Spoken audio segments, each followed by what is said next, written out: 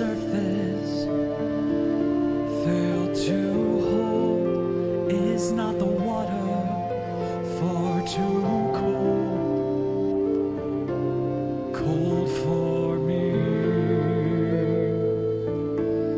Through all my doubting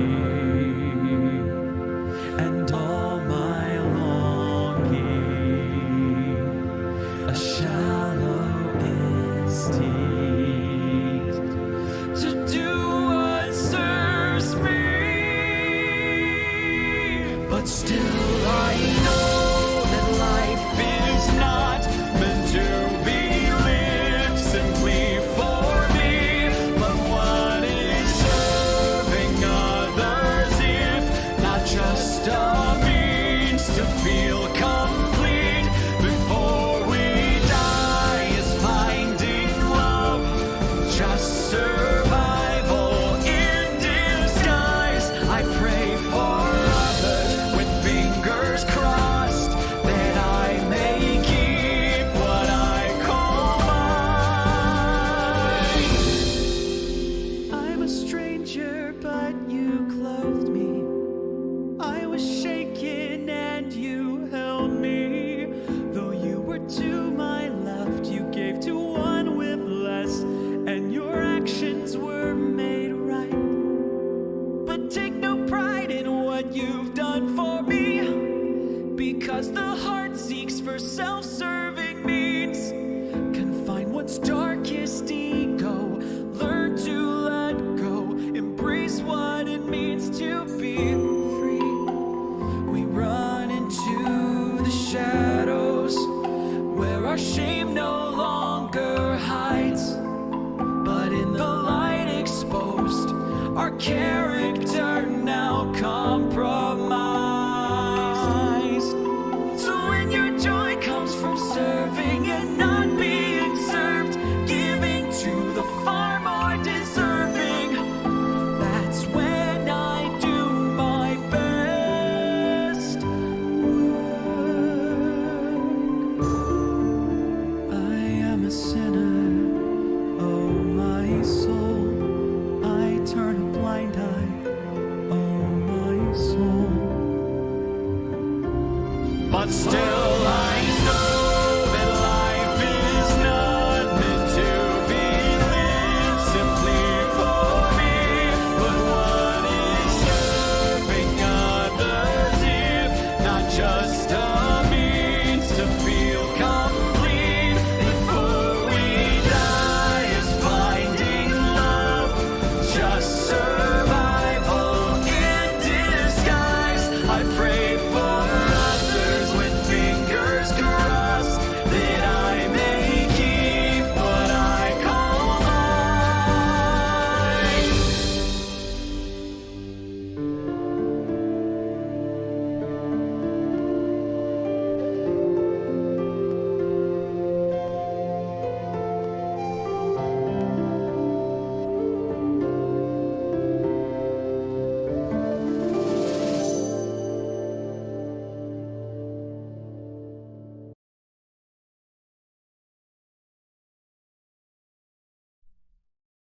Hello everyone, welcome to the stream.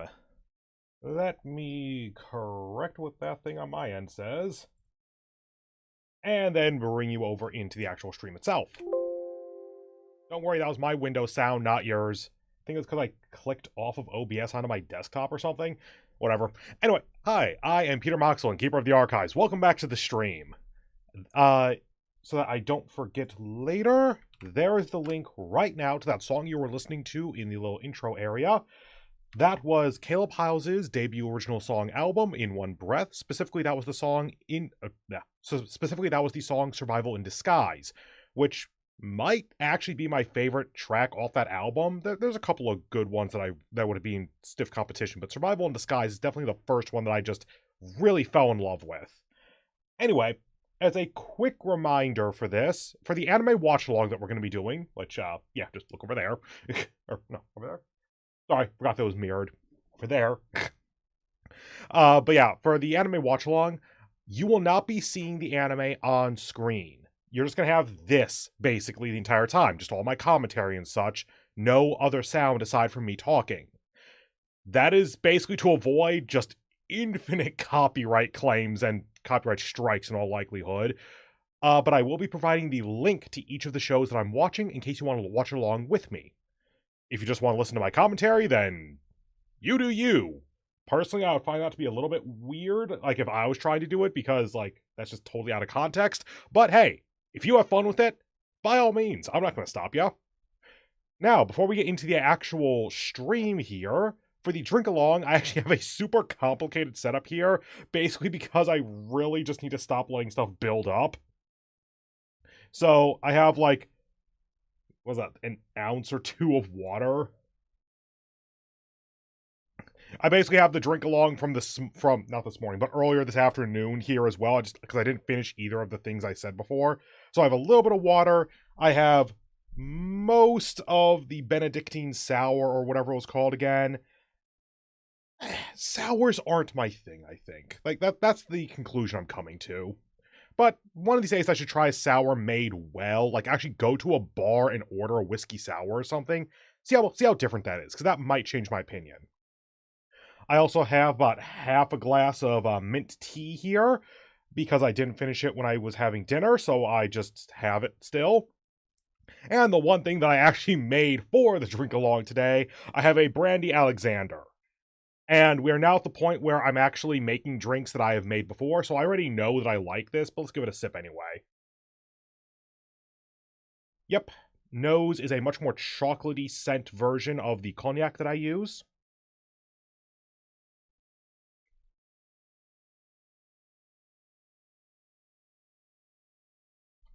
Yeah.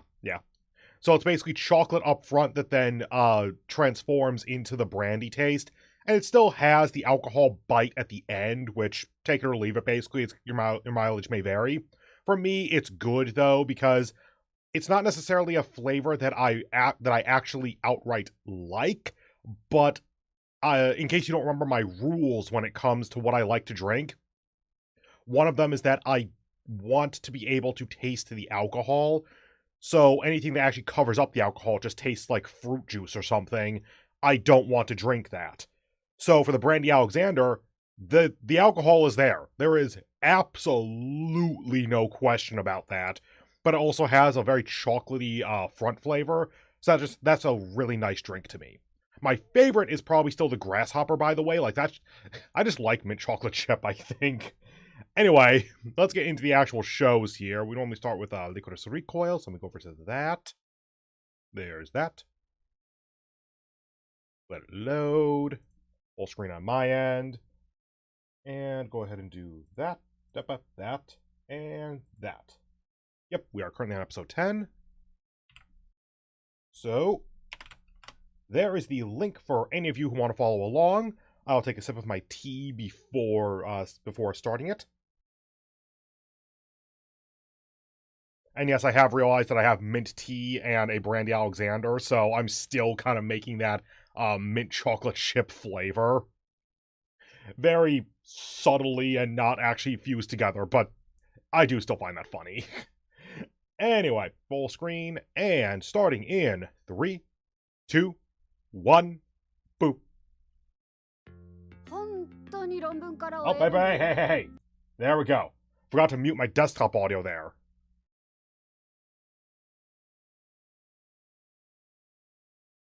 They're basically trying to find a way to get a new heart for Chisato.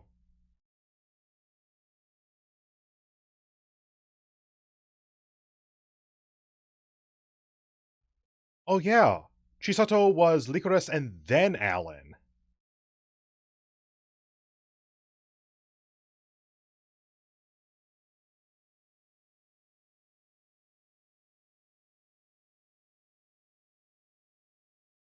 How seriously are you going to go about this? Like, are they actually going to shut down the cafe for the last 2 or 3 episodes? We're close enough to the end that they could at this point. Realistically, probably not. Since we know that she's dying, I kind of wonder how they're going to go about this. Especially with how well the series has been received, as best I've been able to tell. Because, like, this series has been well-received enough that I could see it getting a Season 2. Like a split core second part to Season 1 or whatever.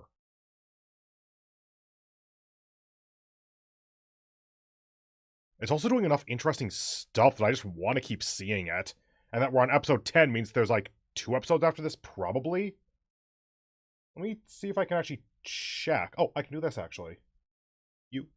You. Apologies for the typing sound. And yeah, the opening is still playing in the background for me, don't worry. Go to that. Let's see, look for Lycoris Recoil.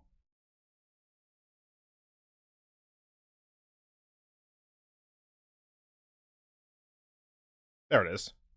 Oh, it's episode... Okay, so there are 13 episodes total. Okay, they got a little more to play with than I thought. That's actually a good sign for having a nicely paced finale, then. And again, I still don't know what the finale is going to be. Like, I'm not sure what the overarching... Well, we do have Majima, I suppose, at this point.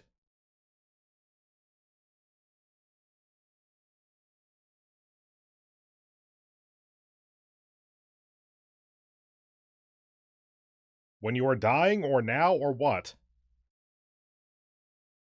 So basically, Chisato runs Lycoris Recoil. And Maki just kind of went along with it. Oh, did Takina already go back to, DA or whatever it is?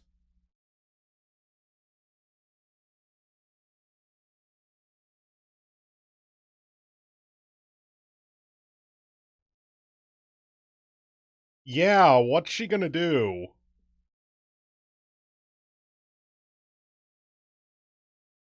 Why?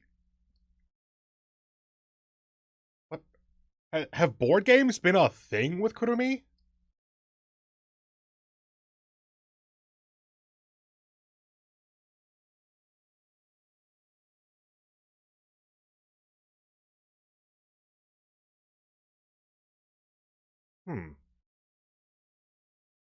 I wonder what Maki is doing here now. Like, they gave that shot for some reason.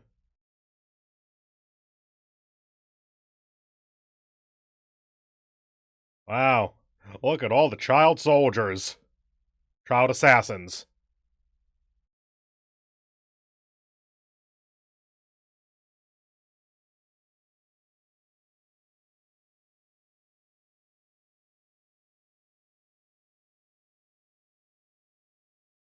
Oh, wait, a first uniform?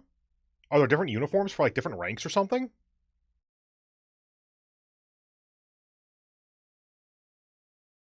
This is an anime original show, right?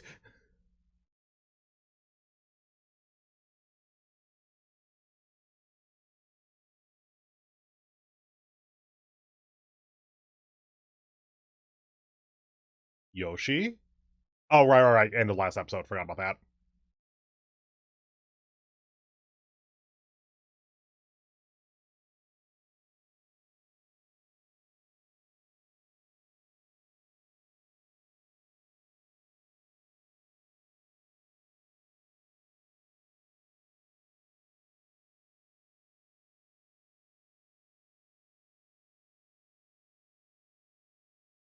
What are the rules of the Allen Institute?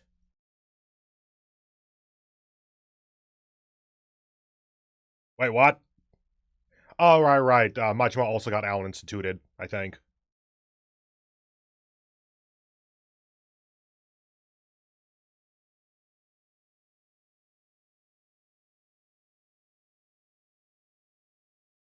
Oh, hi, what? Oh, sorry, pause on your end. For some reason, Crunchyroll just logged me out or something. Hold up, getting back into it. Continue watching. Okay, I paused it the moment I could. We are currently at 4 minutes, 42 seconds. Current line that's on screen is meddling with things because they aren't going as planned is against Allen's rules, yeah? I will tell you when the line flickers off. Starting in 3, 2, 1, boop.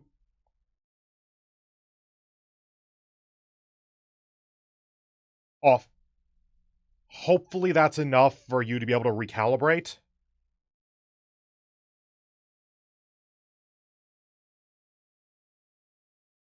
And he's about to, yep, there it is. That is when he smacked everything off the table.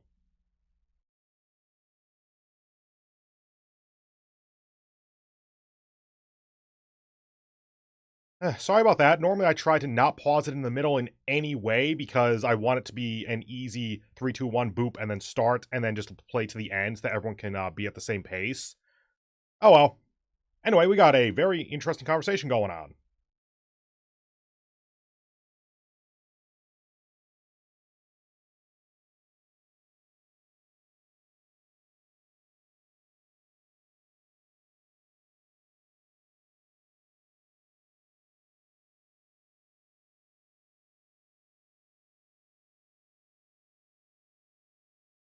I give low but non-zero odds that all of them are about to be separately attacked or something. I think that if they die, it's going to be a fake out, but at least attacked.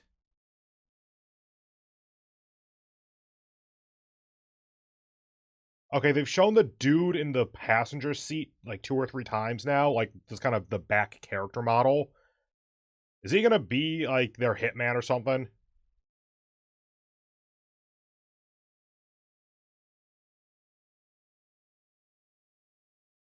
Where do you send all the inventory?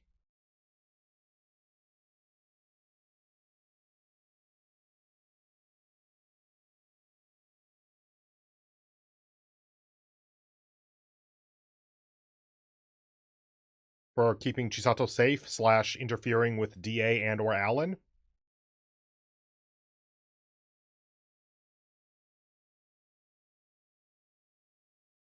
That's a good effect on her, actually, having the eyes be not shadowed.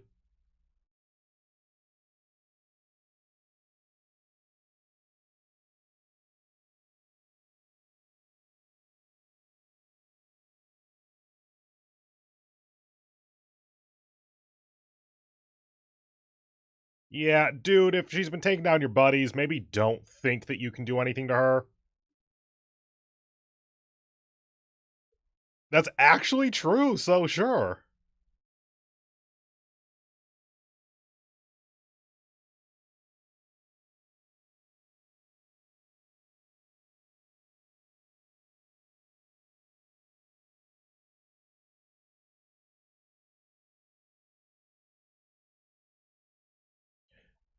Also, would he be able to identify her?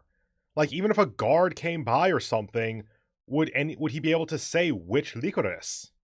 Like, long dark hair isn't exactly much of a descriptor.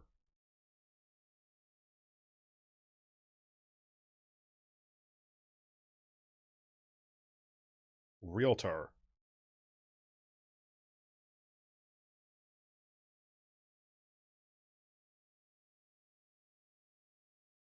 Maki, what do you do if you don't have the cafe? Like, can you still be an active sniper? What other skill set do you have?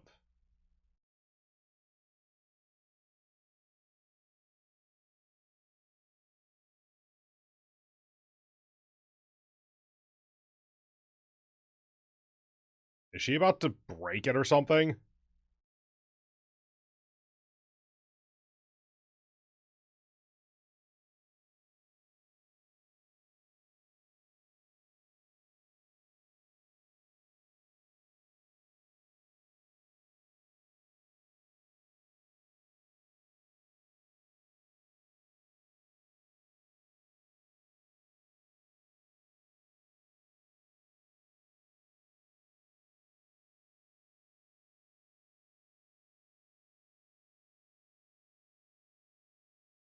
Oh, right, with his hearing, he would definitely be able to get out. I wonder if this is, he knew they were coming, though. Oh, live feed, okay.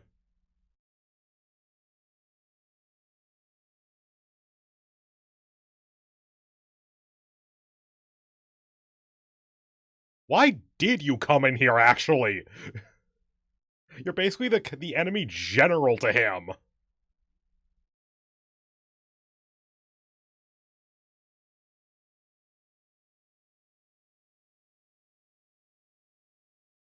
Ooh.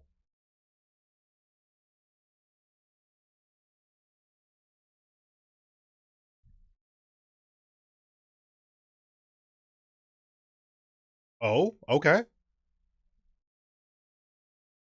So the Lycoris have been around since, like, it hasn't been 5 or 10 years. It's been way longer.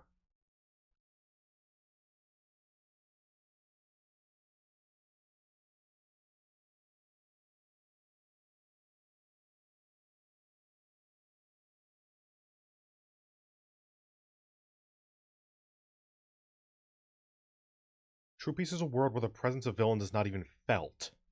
Okay. Very much along the same lines as Psychopaths or Minority Report.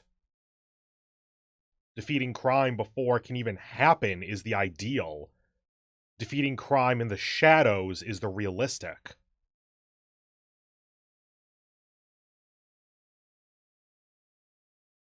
This just got a lot more philosophical than I thought it was gonna get.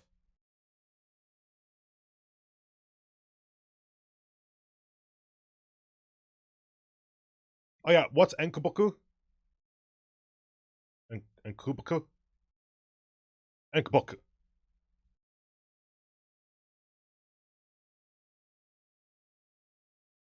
I mean, actually, she might.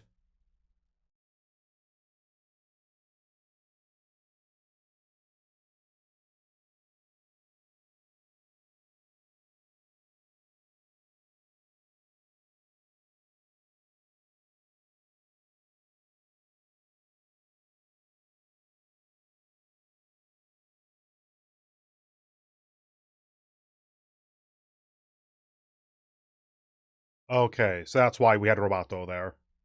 Or Roboto, whatever.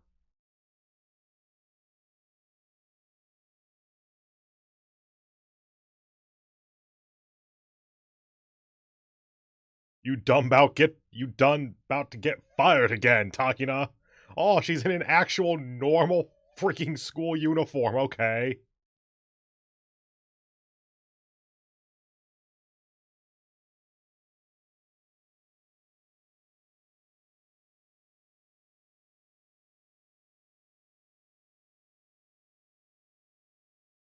Time for all the regulars to guilt Chisato for closing. Okay, good editing on that.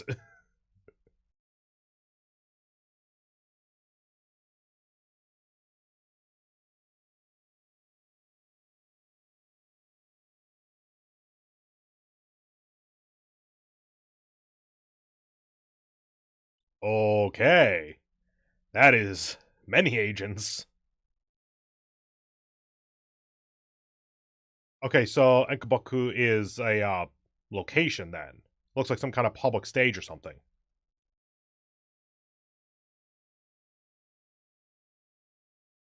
Oh, it's his rifle. It's now her Oh! Don't exert yourself so she can be a sniper. Oh, not a weapon?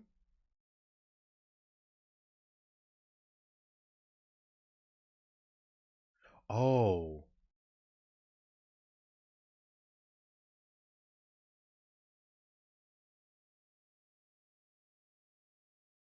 Oh, see, he was lying about it being a rifle so that she wouldn't question it until then. That does look really good on her.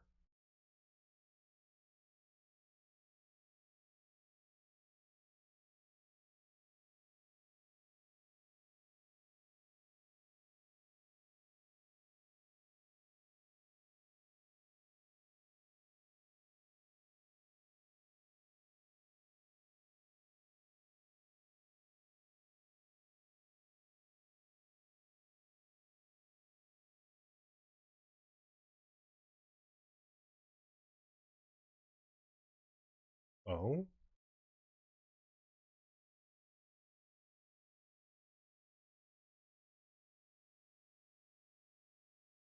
Okay, another reveal about him? At this point, drones are just a thing in this show. Like, just when in doubt, assume there's a drone.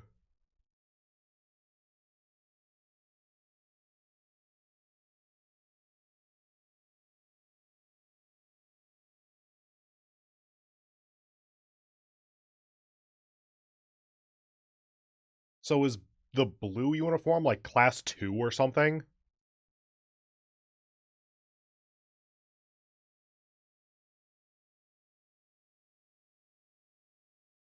That shouldn't even be physically possible.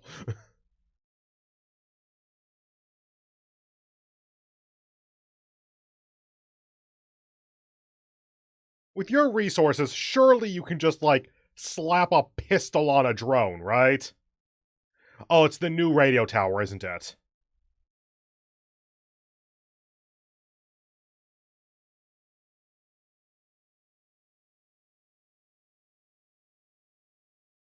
So it's for personal gain.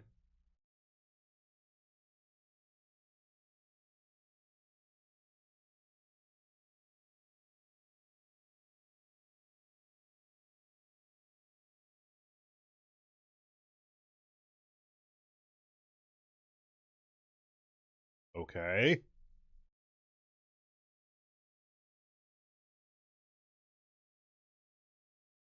I mean, it's very easy for any person in this situation to be lying once here.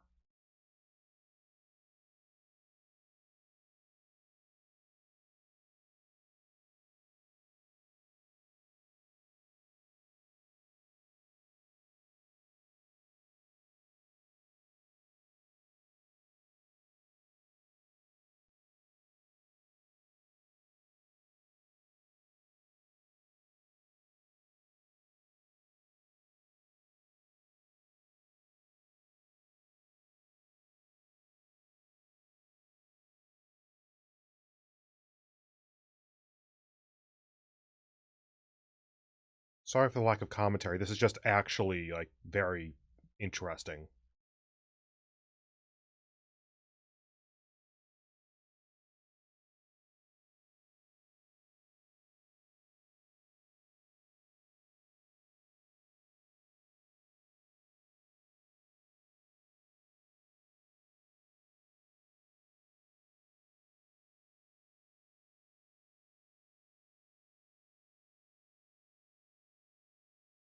You decided to start the cafe? I actually didn't quite realize that until now.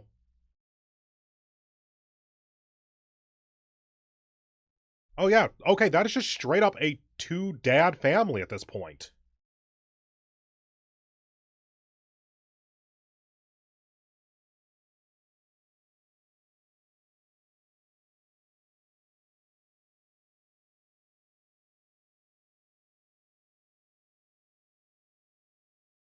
Oh, there's some complex emotions going on there.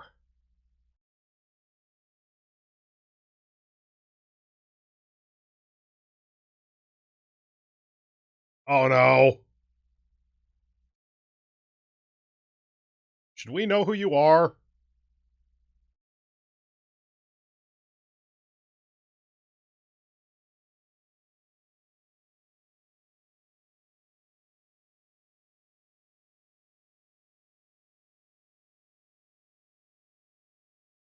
Hi.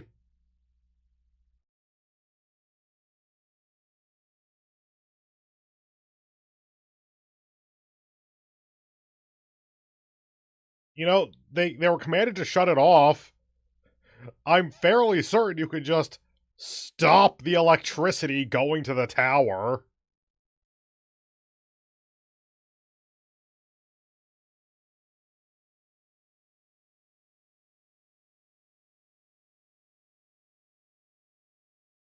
Oh, you're actually revealing it.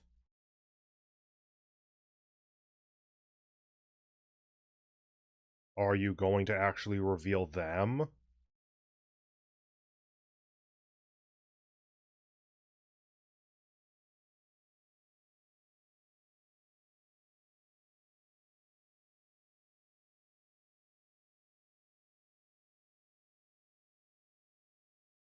I'm not sure I totally follow.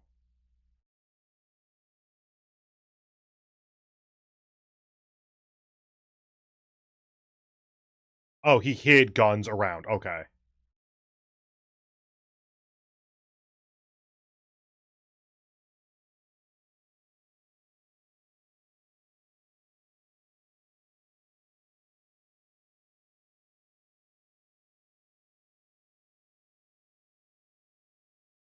give guns to the people so that they can defend themselves, kind of thing. They decide their future for themselves instead of leaving it to the Lycoris.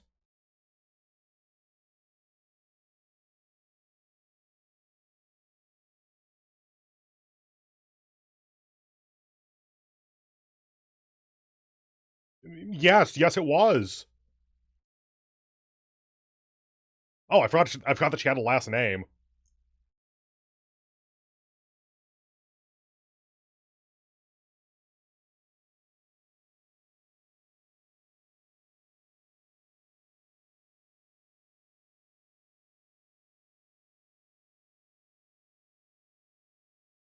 It's not gonna happen, but I want Chisato to be doing all the future action scenes in that kimono now. I did call him Mika before, right? I feel like I might have given him the wrong. I feel like I might have called him Mira or something.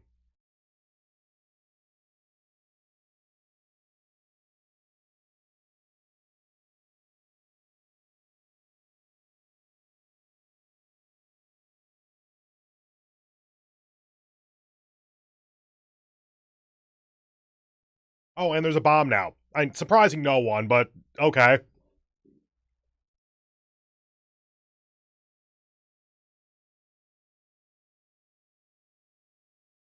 This is way too dramatic of a scene for this, but I halfway want her to just put the phones next to each other, have the two talking to each other.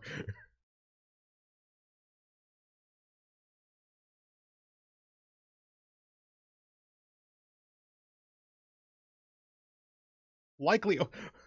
How would that not be a trap? It's more of an ambush, honestly.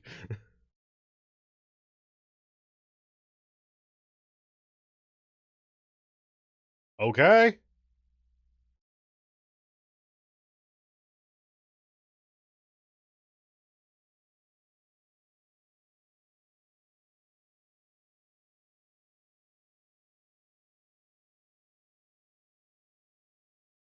Pretty sure he is one best dad of anime year 2022 at this point. Oh my god, and he's going out with her. Yes. Holy crap, that's gonna be cool. Okay, I am excited for next episode now. That was a great ending. Looking ahead for any kind of post credits.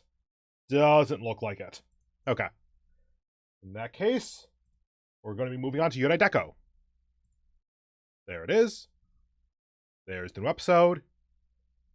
And at this point with Yurei Deco, we're basically trying to depollute the poor district, and the poor district citizens, residents, don't want that because it'll require setting all of their money to 0. And they've worked really hard to get their money from 0 to, for most of them, like 10 or so. Yeah, actually, before I start this, since you have the link there to watch along with me, Yurei Deco, where are you? This is sorted by popularity? Oh, it's probably sorted by most recent. It's sorted by title then. Whatever that is. And down to the bottom, Yurei Deco. There you are.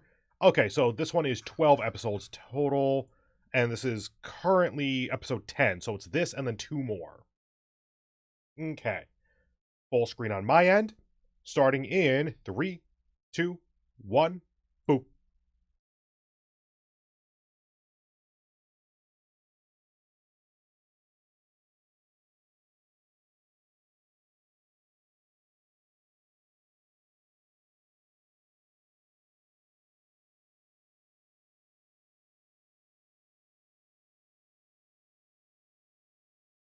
Ah. He went viral, yay! And as a result, our main characters are now even more on the run.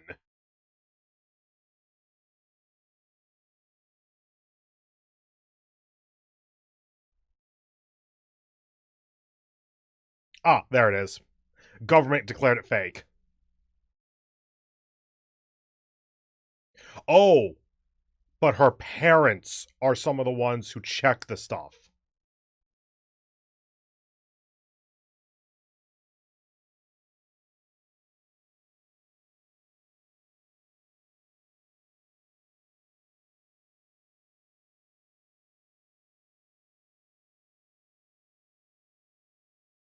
I mean, surely you would expect for there to be false reports occasionally.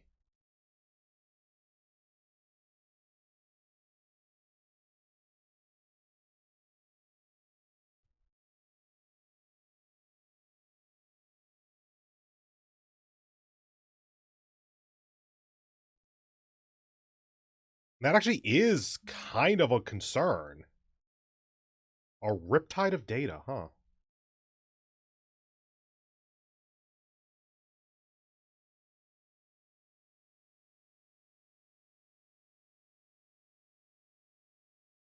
And now the older brother guy... Oh, no, that's the Yurei Deco house. Okay. I was thinking that the older brother guy was going to get confronted, basically inverting what Finn did. Ooh, right. Basically inverting what Finn did when they were kids. And there's the opening. Okay.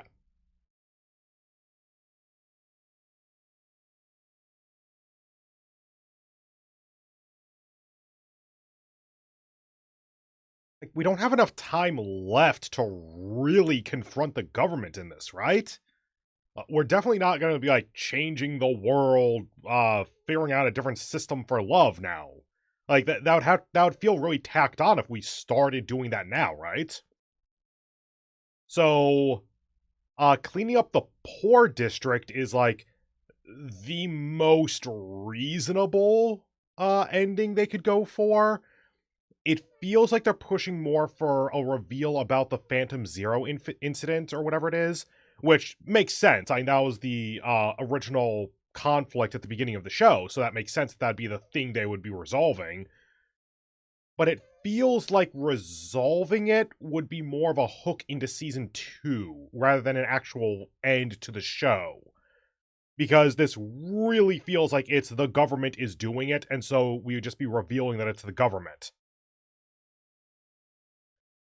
Again, they have this in 2 episodes to get through it, though, and that's enough for, like, a full arc. So as long as they start that conflict pretty quickly, then they can have basically Act 1 of that story for this episode, then Act 2 and Act 3 for the next 2 episodes. That could work out.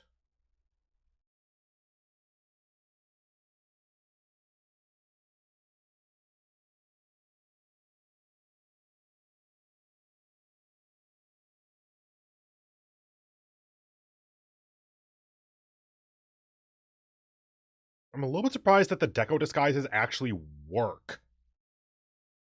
Like, this is the area where I would expect not everyone has a Deco active at all times.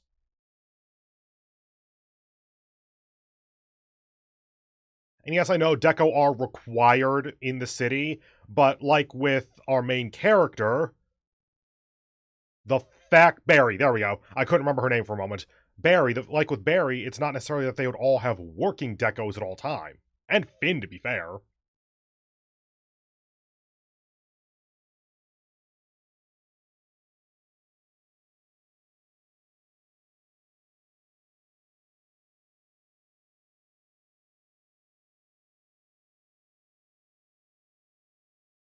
I really shouldn't be surprised that Finn has a hideout. It's a shipping container, okay.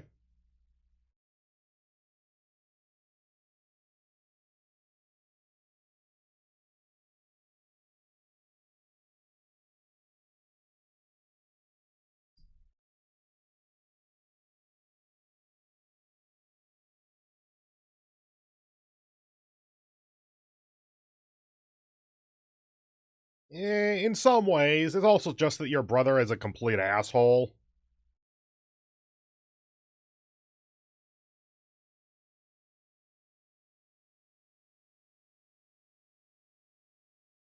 Not gonna lie, Barry, kinda is. You really need to lay low for, like, at least a week or 2.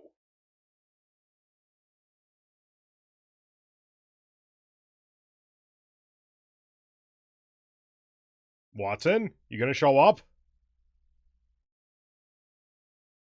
Oh, there he is. Is Ma'am there? I think I might be able to see the robot. Yeah, that would fix it, actually.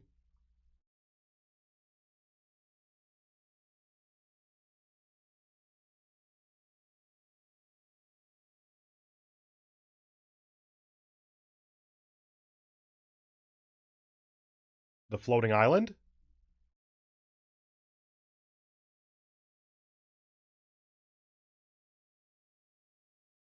Oh, Mark Twain is the island, okay. Or at least that's what I'm currently assuming.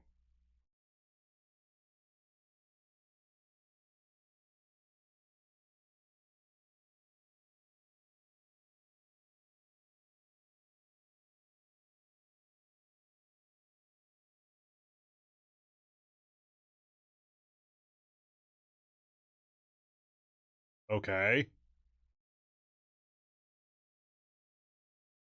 So you have data on the times that the Phantom Zero thing has appeared. That doesn't... I guess that is blocked off from the public.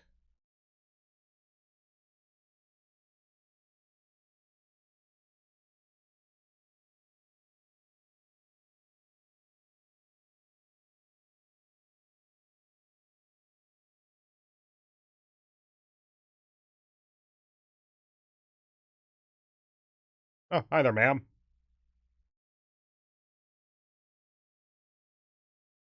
How did it get up?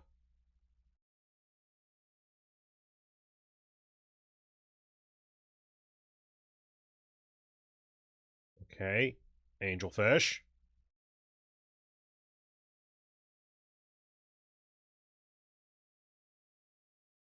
Oh, hey, fin with one N. Okay. I'm pretty sure he had two N's most of the time.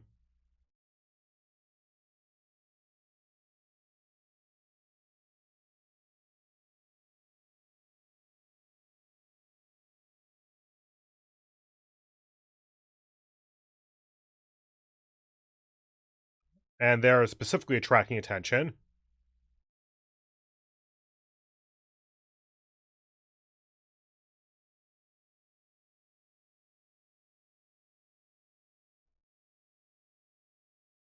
Pulling attention and resources away so that Ma'am and Finn can do something? Oh, taking over government drones, okay.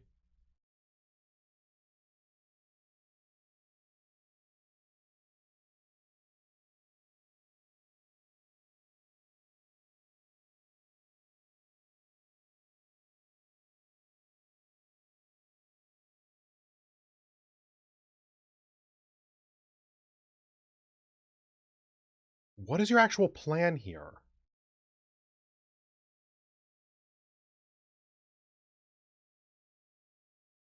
Also, yes, I know Barry's giving a friendship speech in the background. Fake Watson?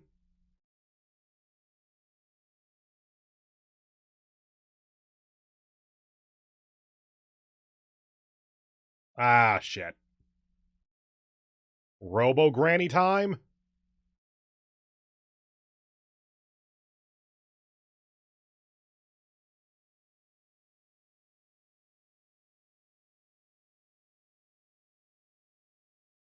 Congratulations, you arrested a 90-year-old woman or something. And her bed.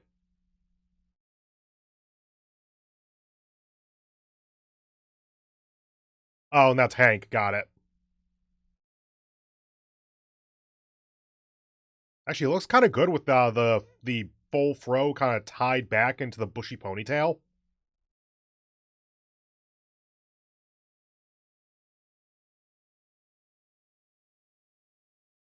Okay, so Watson is caught. Okay.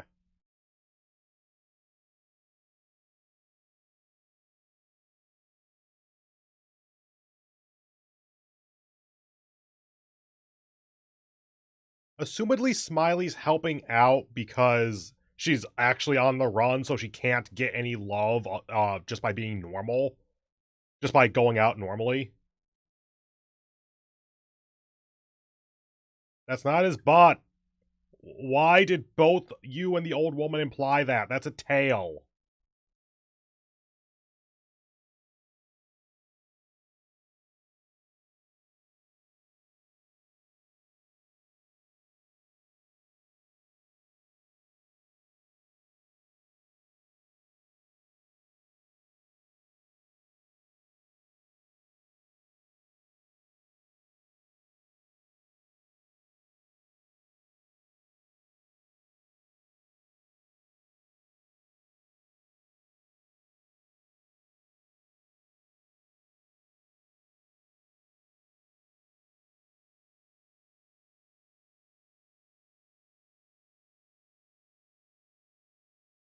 Okay, so the plot lines are finally kind of coming back together. That's something.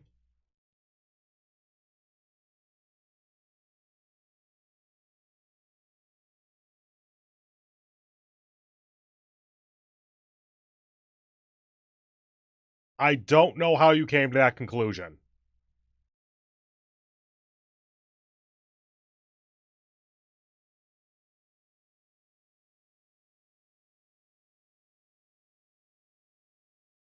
Is the SOS the thing that Finn was working with? The metaverse constructor thing?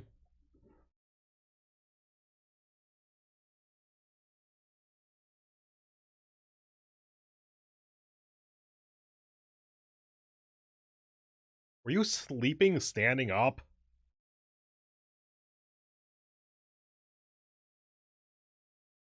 Does your base have a sub-basement?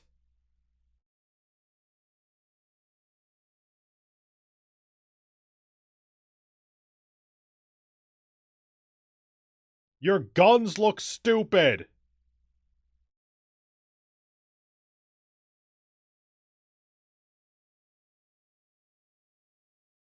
That robot had a name, apparently.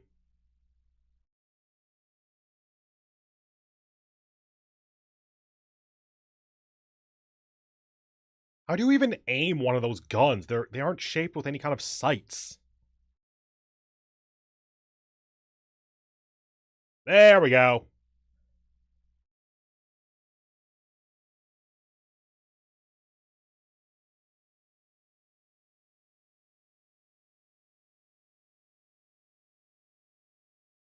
Oh, sorry.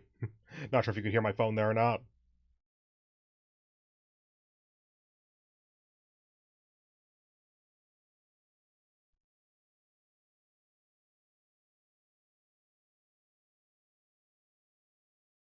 Yeah, well, shut up.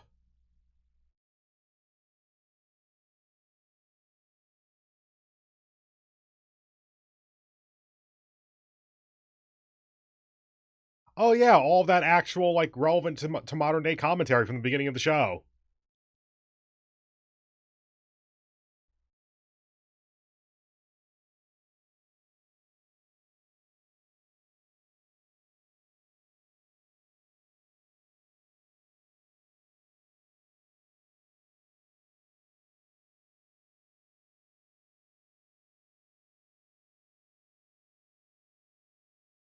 Is that how her eye got fucked up?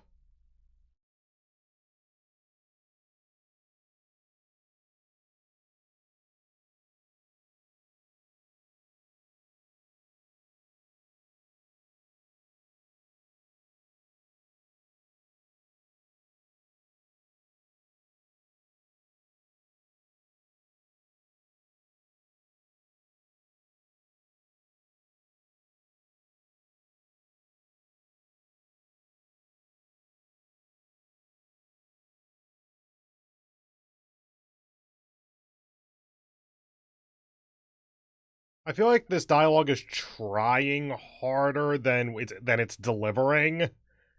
Uh, hmm. Throughout the entire season, this has been the show that I've been most tepid on.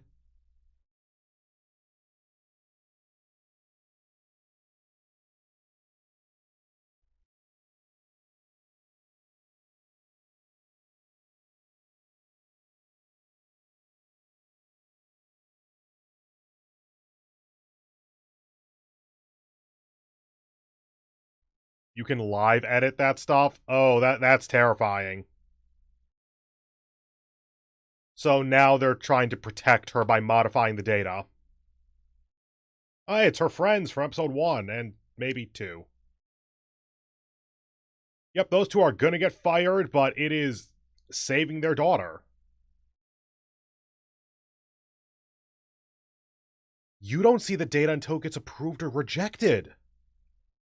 That's actually pretty clever. I wonder why District 3, if there's any actual reasoning.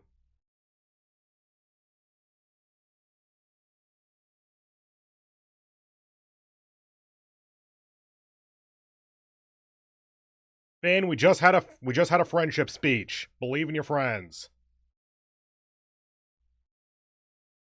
There it is.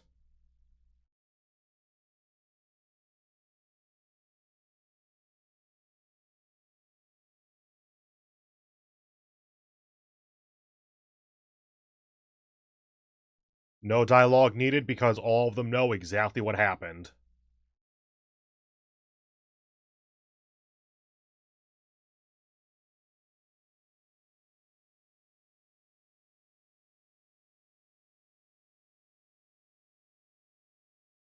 What, is the freaking Chimera gonna play back into this?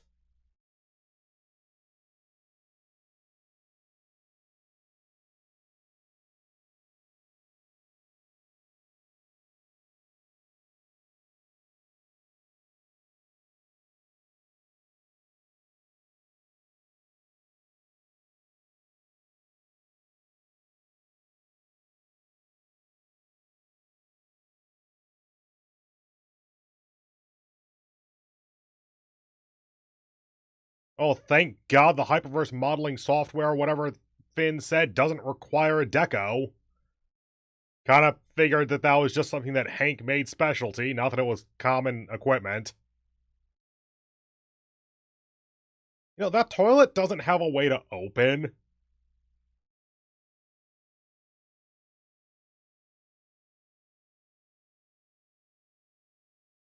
Hey, Hank.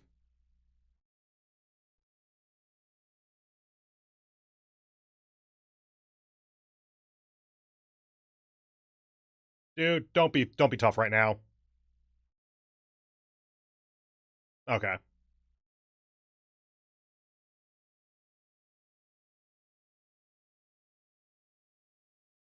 Oh yeah, he has all the kind of stuff in his suit. It's like part lighter, part... It's probably just a detonator, isn't it? There's the robo suit slash bed, I guess.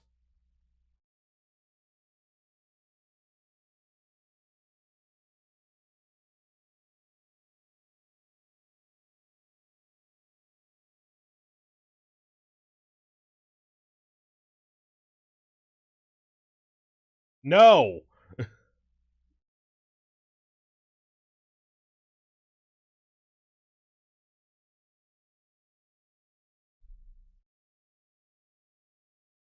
And Chimera. Oh, all the animals, okay.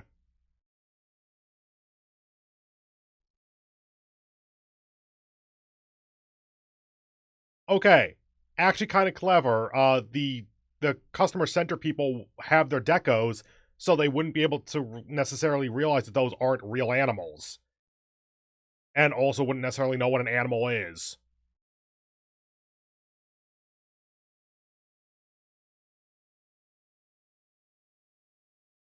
Oh yeah, you. We know you.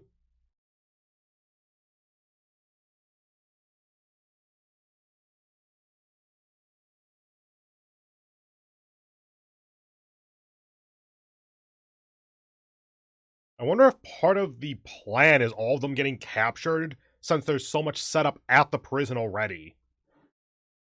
Or if it's just that the ones that are in prison are gonna break out for some other, like, part B of the plan.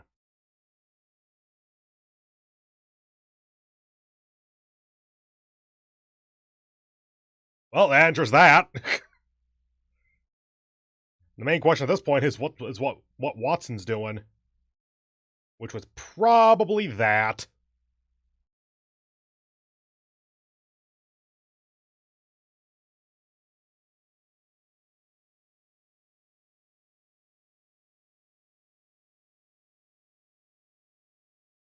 Corner Zero?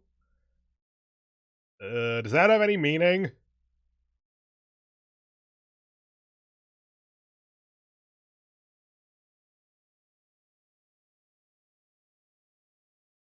You must up your speed of thought until you surpass all others. Okay.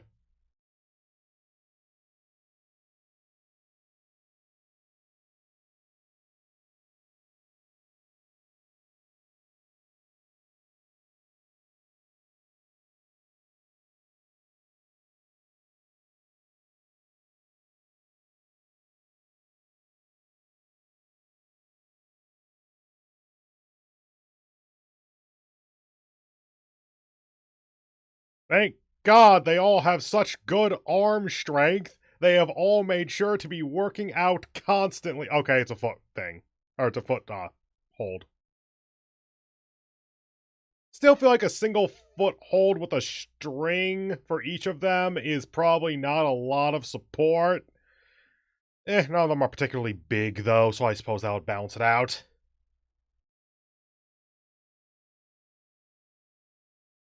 Thank God drones have no height limit. Oh, that's the episode? Okay. Am I missing something, or are we just over on time? Huh. Like, based on the time, I would have expected us to be through 3 shows so far, but I think this is the second. Oh well. I'm not complaining about more anime. Next one's RWBY, I'm pretty sure. Yep, RWBY episode 10. Give me just a moment. Give me just a moment here. Let that load up. Copy and paste. There you go. Now over to Anachart. RWBY Ice Queendom. I'm going to PQR.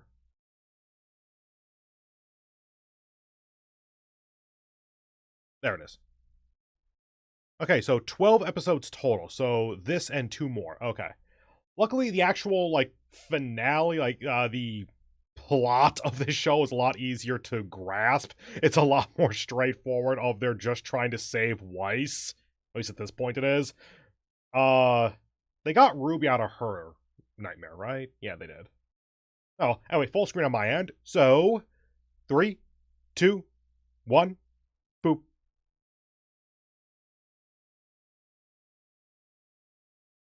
Oh yeah, we have Yang taking control of the Black Fang or something.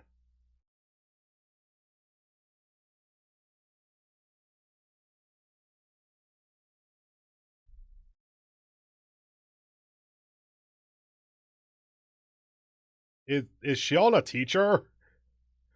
Like she's original to this show, like the anime version of it. You'll have it. Oh.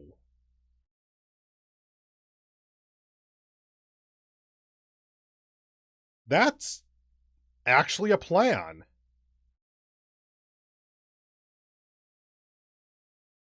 So the idea is to have the nightmare possess Blake and fight it off. That way she'll have the Grim immunity, and so she'll be essentially more powerful in the dream.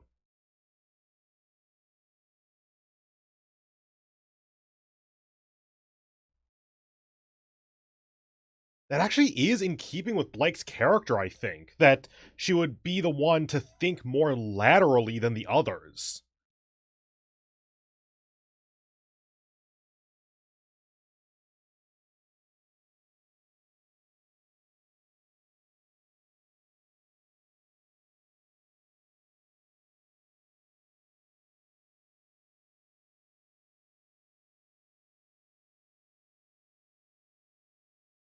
Ah, mirror symbolism.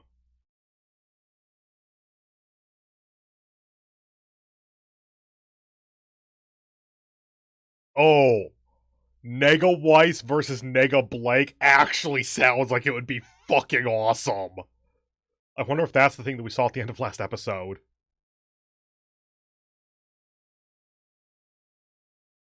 I'm not sure if that works. Like IRL. It'll probably work in the show, though.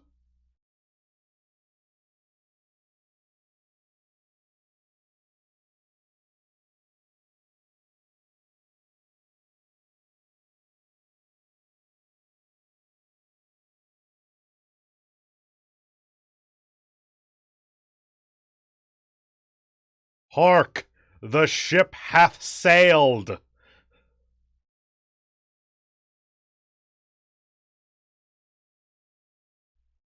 Oh yeah, you can call her, I forgot.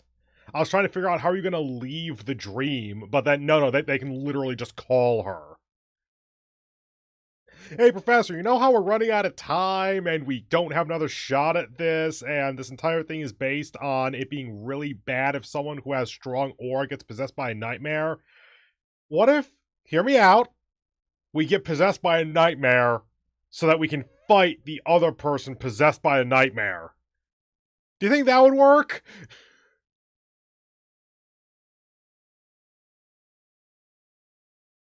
And as if I even need to say it anymore, yes, this song is goddamn awesome. I love this theme. I do like they kept the kind of panel work editing throughout the show, by the way. It's like, it's not actually that difficult to do, but it's a really nice aesthetic for the show. Like, it just gives it a little bit more character, when otherwise it would have been very bland editing that's just kind of, the show looks nice, I guess.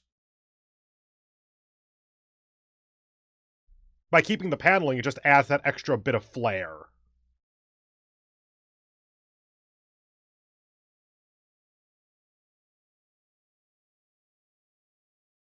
I do want the show to get a season 2. I kind of want to see what they do with the Vital Festival.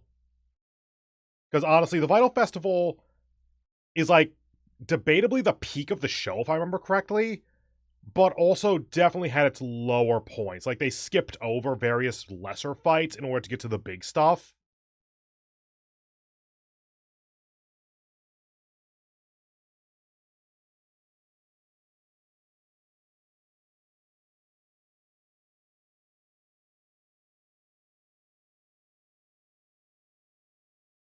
Same. I would like you to join this plot.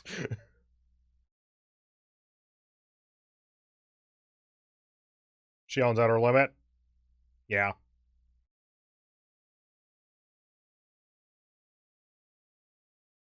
But you're not the main characters, you're just major characters.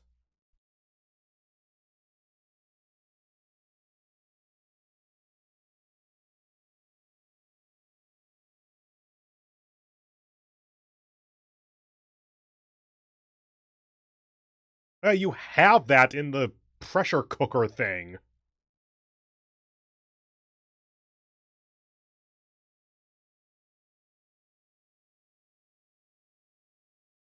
What is the payphone on speaker or something?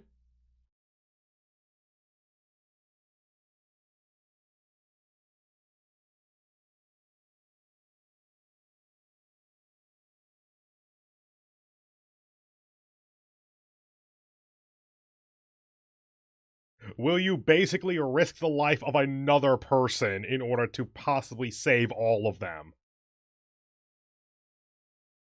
Ozpin didn't say no, so we're good to go! Seriously, Oz, can you not do something about this? I know what you can do.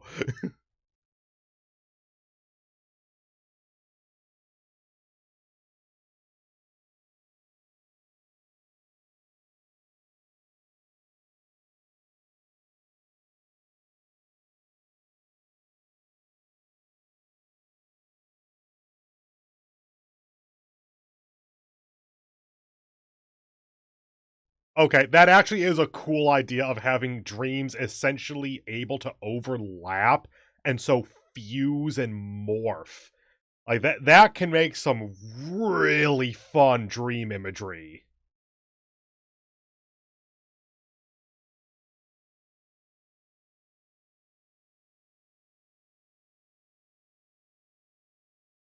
I mean, Blake's biggest worry, like all of her angst and everything, is going to be based on her background, like her history with the Black Fang and just the oppression of Faunus in general.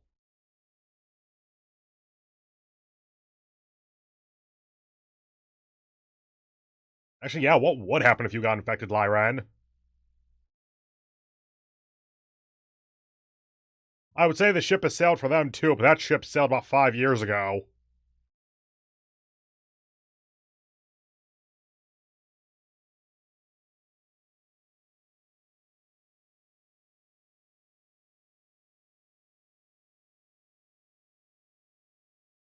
Oh my god, it actually... Her staff thing looks like it actually does have the ability to shoot. Oh no, it looks like it extends. There might be like a one-shot pistol in there or something.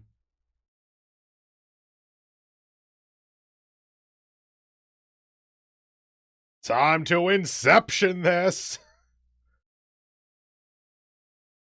Oh no, I think that the thing that she just clicked was the thing I was seeing that I thought was a trigger. Which, fair's fair, it actually is a trigger, just not the way I thought.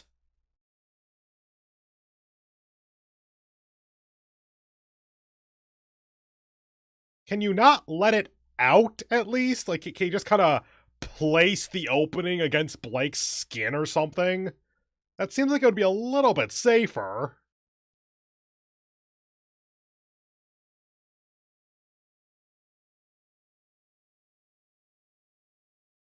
How graphic are you gonna get with this?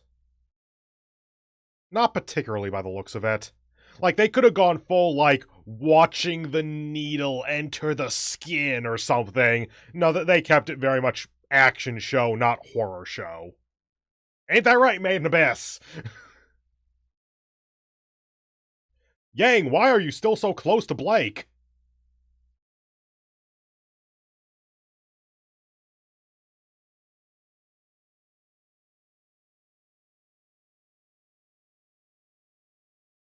How many Kleins do we know about at this point? I want to say, like, 4. Hey, Adam.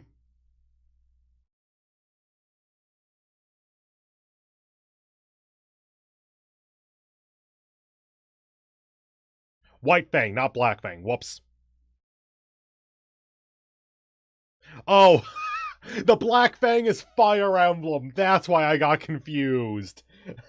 I was trying to figure out why I did the change, and then I realized, oh, right, because I deal with both the Black Fang and the White Fang, depending on what I'm doing.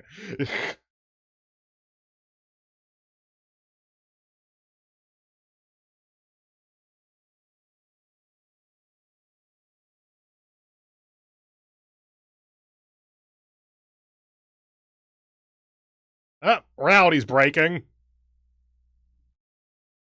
And it looks cool.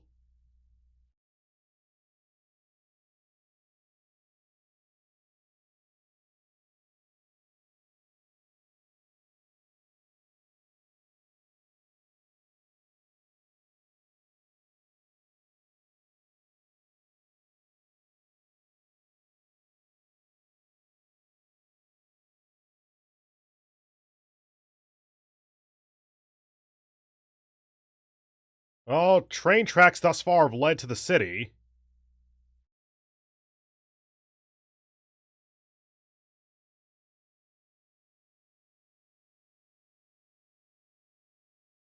Oh no!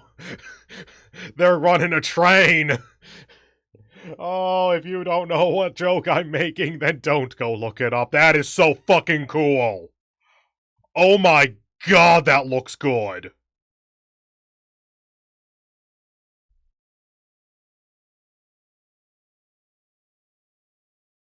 Look, it's not a good thing. It's like, oh shit, we might be fucked.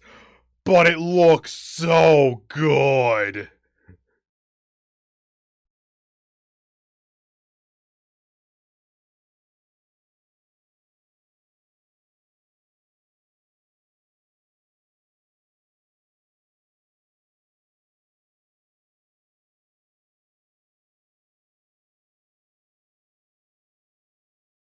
Because Blake wouldn't attack Yang?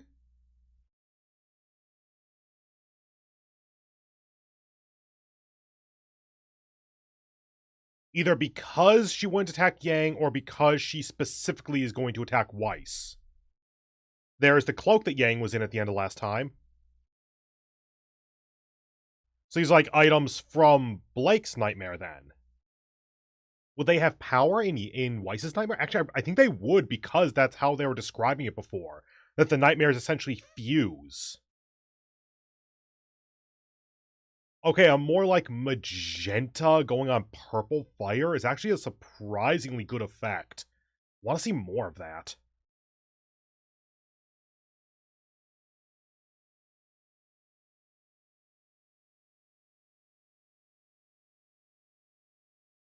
You know that you can basically fly, right? Like, you could have just kind of shot behind yourself and just went way faster without exerting yourself.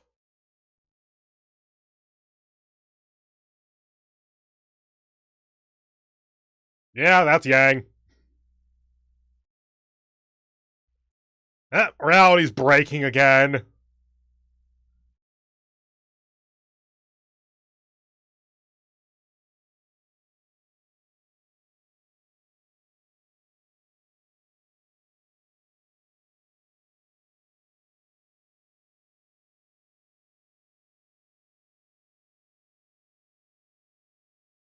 So you rode like the wind for about 20 feet.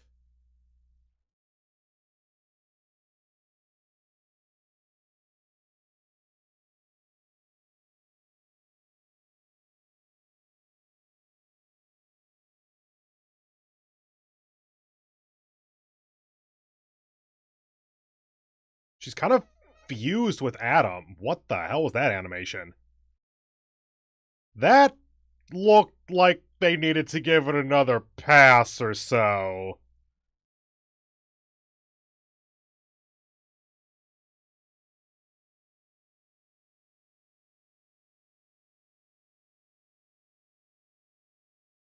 Did their animation budget run out?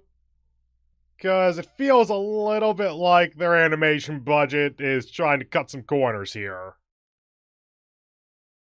Well, not the budget is cutting corners, obviously, but it looks like they're kind of cutting corners so that they can save on budget. Hey there, Ruby, what's up with you again? You were stopped by Negaweiss or something to that effect.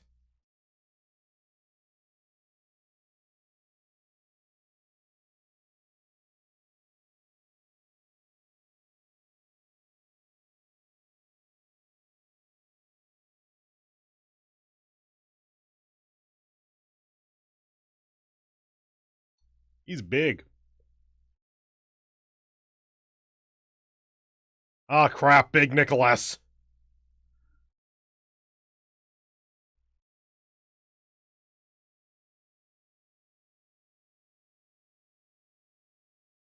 Excuse me, what is the background song here?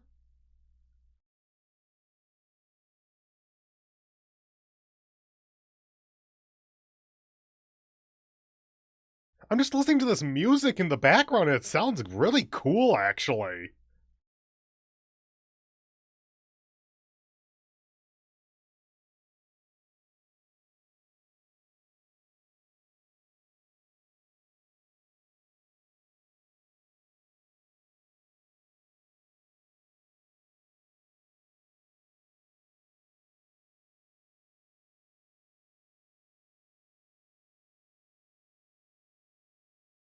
Yeah, this feels like they're starting to run out of money.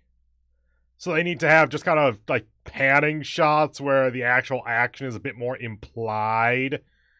I suspect that they're saving time and energy in order to better animate the climactic fights, because this is more like leading up. And then you have that kind of Sakuga with just a random shot. Okay. Look, the show is weird in several ways. I like it, but it is weird. To shoot her brother? I can believe it.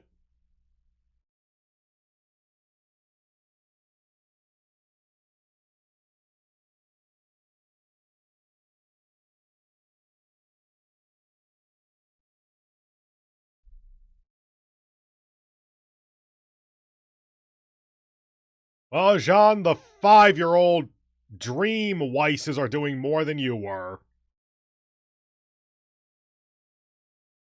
Now, can you use your ridiculous fantasy weapon that you shouldn't be able to wield, and even the show has shown that's probably the case?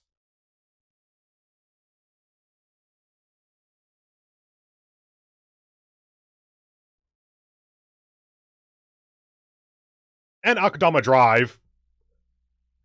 Just gonna Spider-Man up this building with a fucking motorcycle because that's a cool thing. Oh yeah, no one's actually tried just, like, attacking Big Nicholas yet.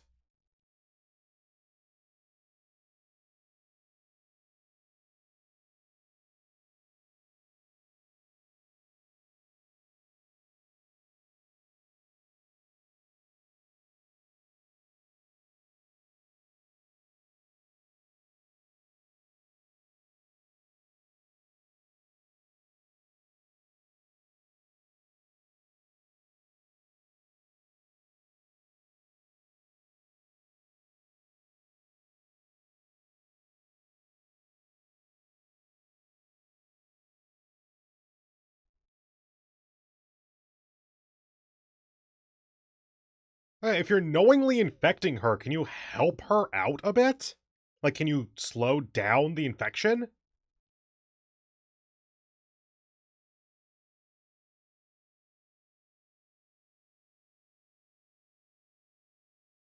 And also, she's got a fucked up past that makes it a really easy nightmare to manifest.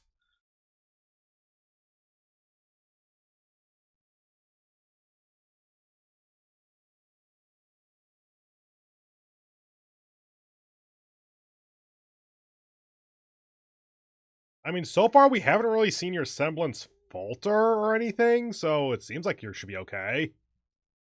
That's the one thing of this tension that they really haven't shown off very well, is Shion actually running out of time or anything. Like, obviously it's a little bit of a Boolean variable, like, if she runs out of time, then that's it, you lose, it's over, and we can't really have that. But also, you'd think that we'd see her hourglass thing at, like, 1 flower remaining or something. It's just been half full the entire time.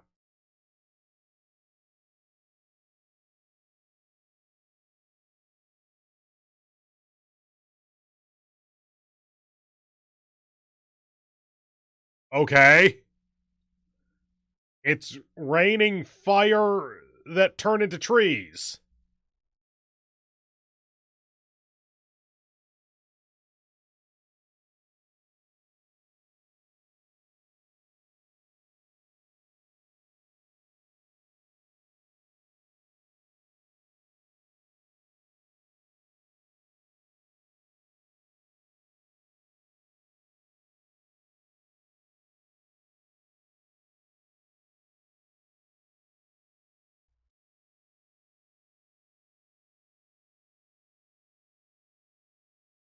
I feel like these were all mentioned in the original show, but not given this kind of attention. Like, there was a lot more focus on the faunus being generally discriminated against and used as close to slave labor for the Shnees. So, being used in human wars and the like, that's actually news to me.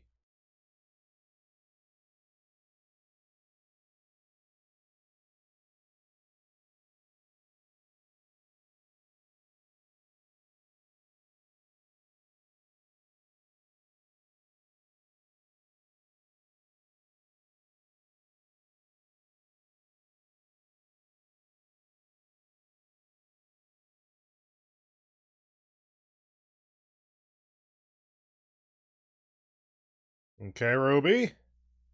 You got to the big auditorium room thing.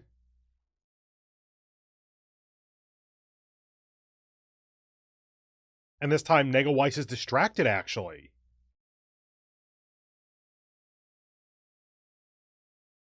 And you have Grim immunity, or the partial immunity, whatever the hell it works as.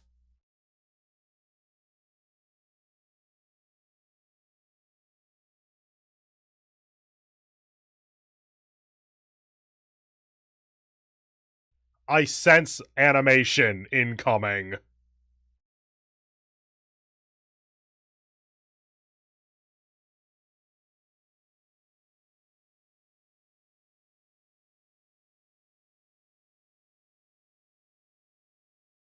You gonna cut to credits? Yeah, you're cutting to credits.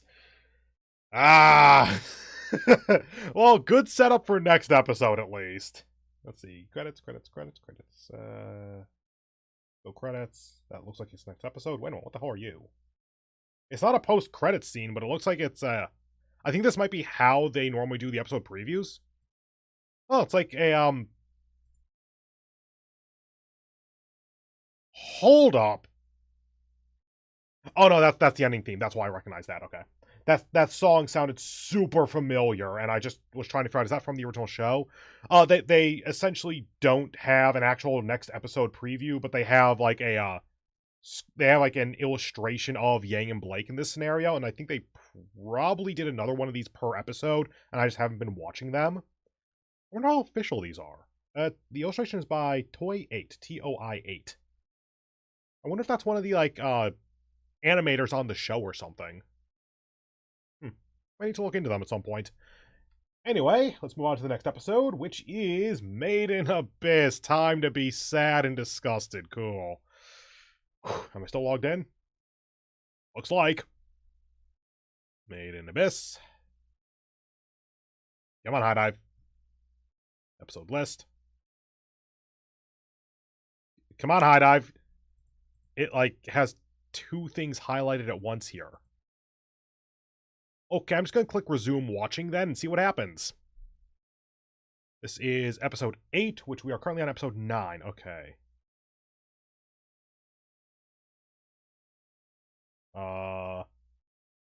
I think this should work. Episode 9 says English dub release on later, but that should mean that it is currently released in sub. Okay, we are on episode 9, so that's good. Premiere 8:31. Okay, we're good. Okay, there we go. Copy. Paste. There you go. Okay, I'm gonna drink some tea first.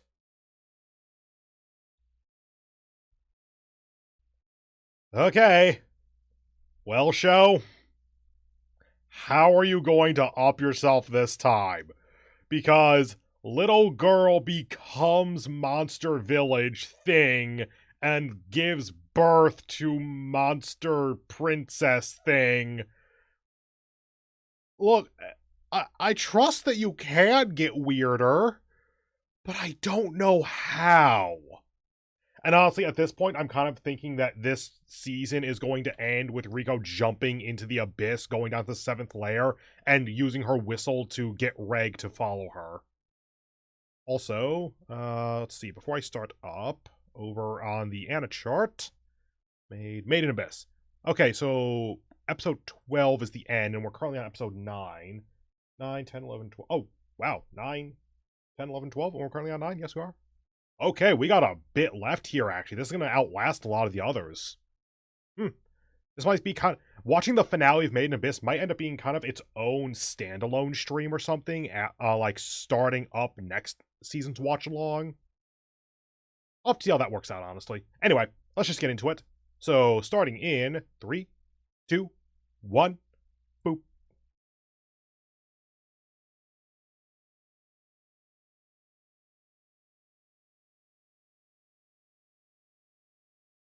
Okay, so Fapta is on Rag's head. Yeah, maybe you shouldn't have ripped out your own fucking limbs.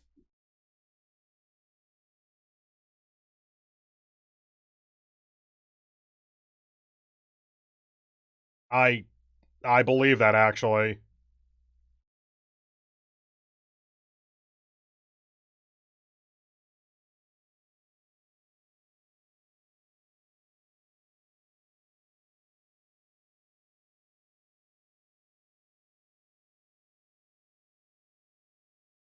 He can control his arm like that?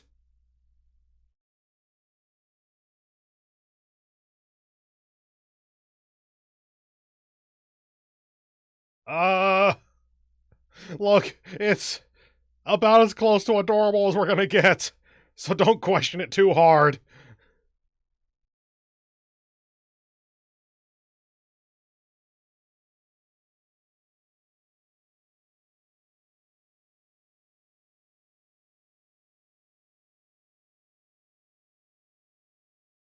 So the infiltrator units were here before the original Delvers.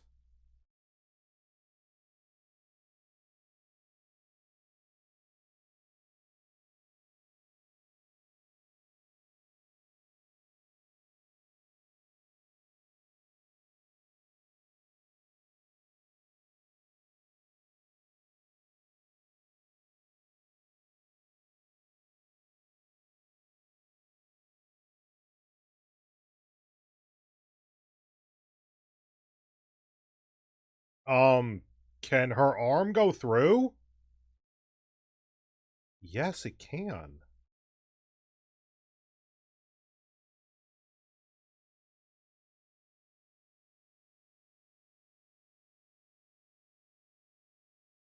So her arm can go through, but she can't?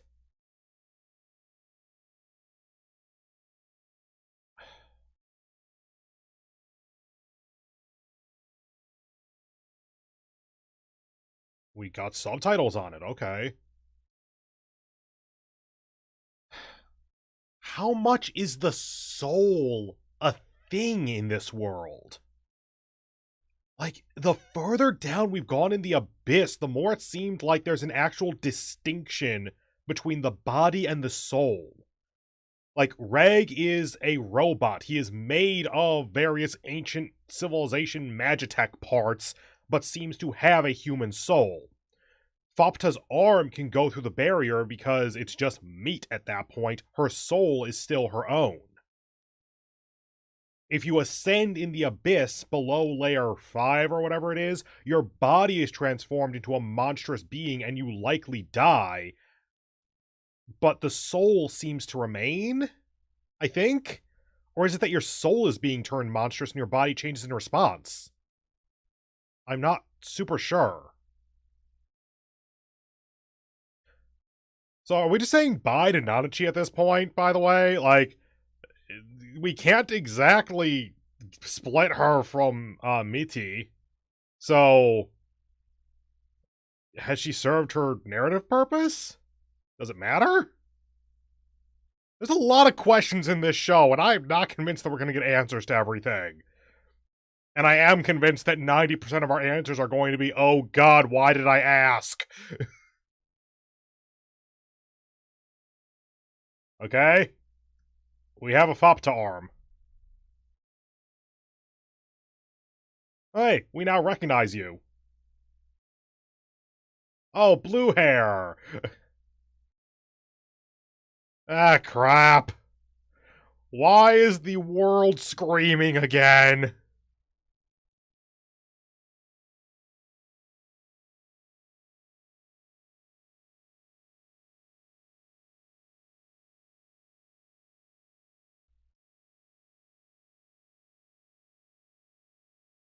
Do we have to eat it first? Do we have to have the carver do something to it?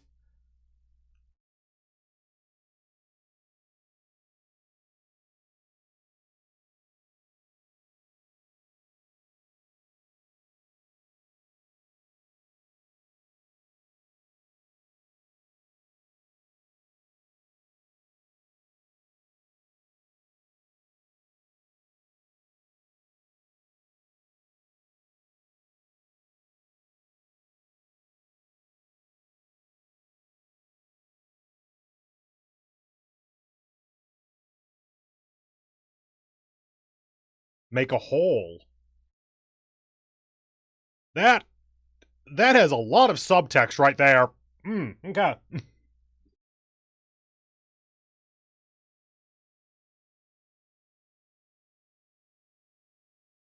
He can use his incinerator to make a hole, to make some kind of entrance in the village. Whether that's where the barrier is or other. Why are you chewing him?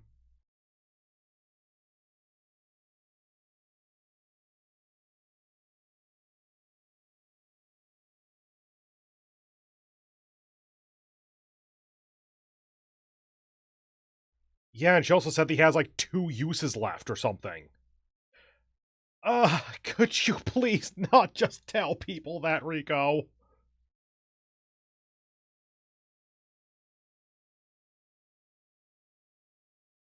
Would you care to explain?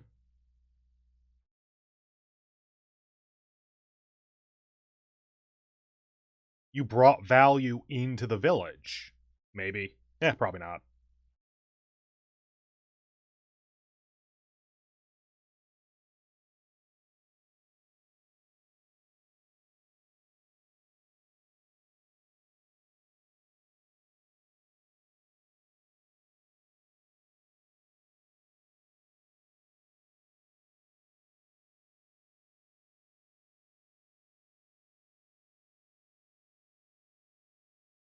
I think you're incredibly weird.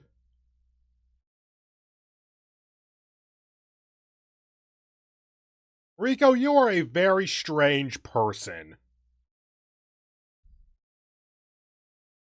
They went to the abyss and didn't come back.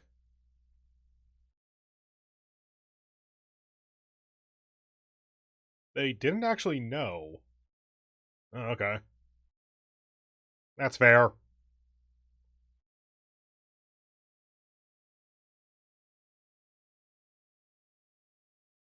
Unfortunately.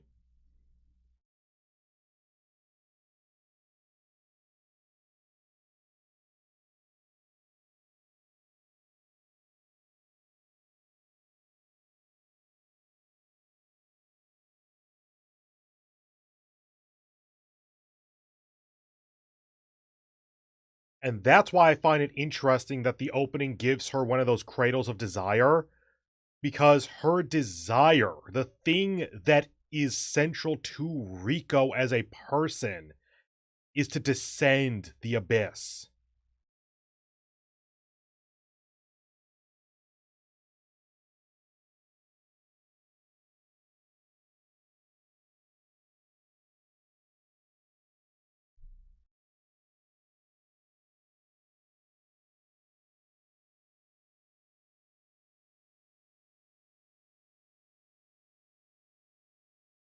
Oh, this should be good.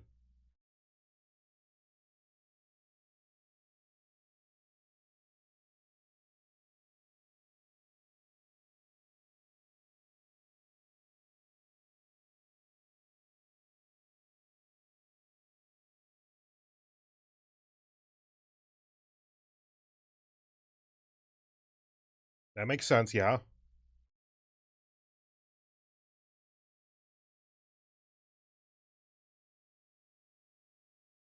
Oh? Oh, what? Okay, it's been 150 years-ish in time in the village. Now, we know that time is weird, but that's something where we can figure it out. There was math to that. I think that the Sovereign of Dawn, Bondsward, I think that he mentioned some kind of metric for it, like 6 times per layer or something. If I'm absolutely messing that up, then please correct me. I actually want to know that, because that is something I can go off of.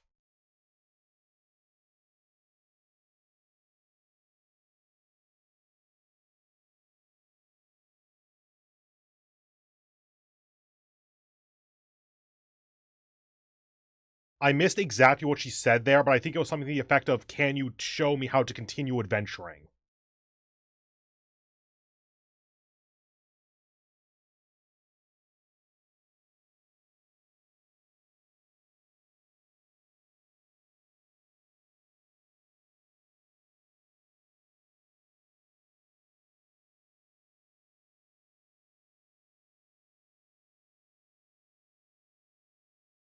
That's probably super bad.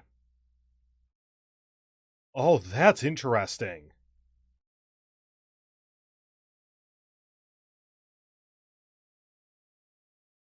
Most of the village couldn't understand that he was basically saying that they could continue if they wanted. At least in some ways. Hi.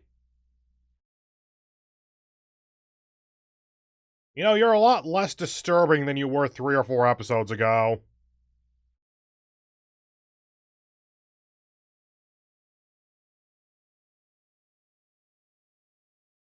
Wasn't it on your side? Oh.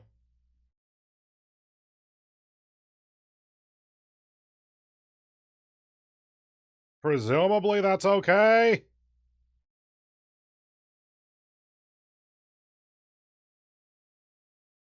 Even he's calling it Ma.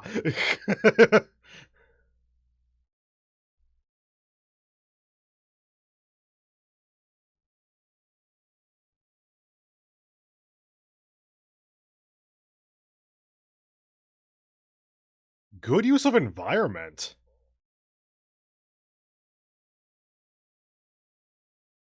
The balancing?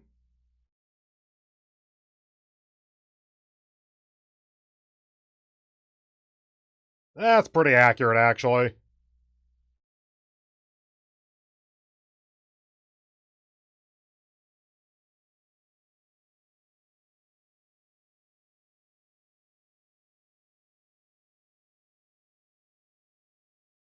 Ah.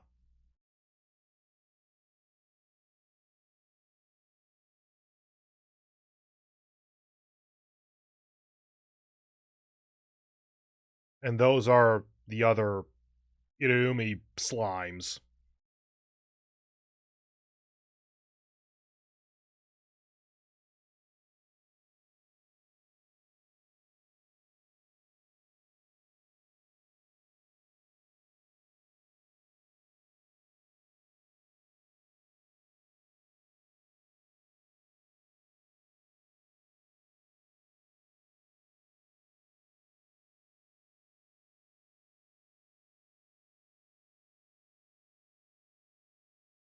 So, why is the balancing attacking it then?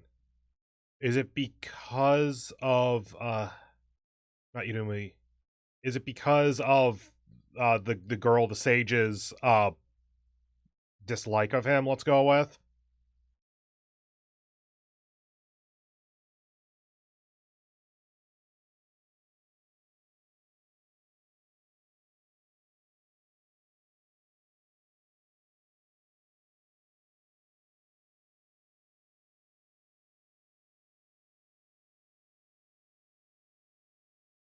That, okay.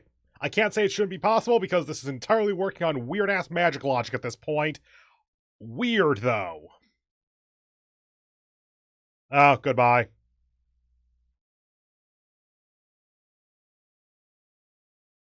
You can't use the wall anymore.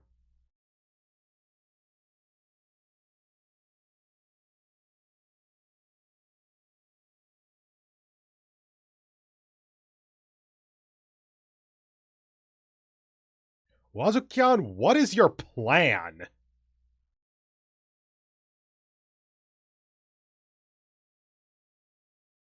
Why, do you have something to do with the balancing?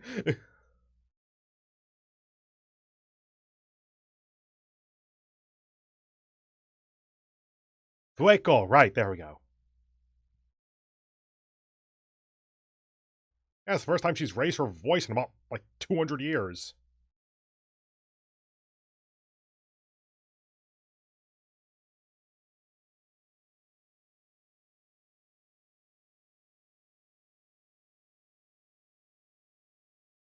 Oh, that bad. Like the curse? I'm probably reaching too much with that.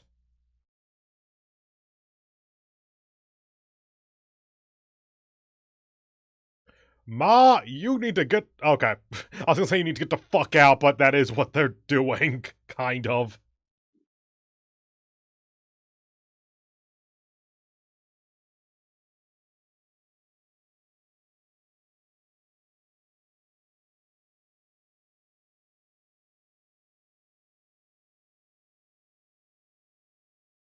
Fueko, can you not control this in any way?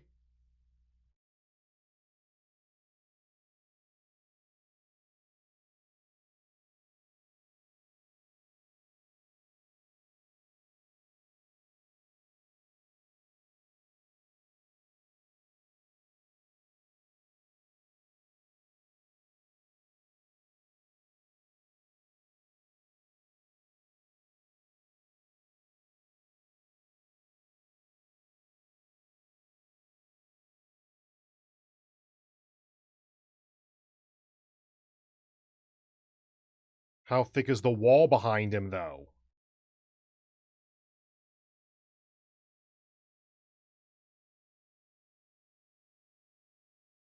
Well, it depends on how much that thing is a positive.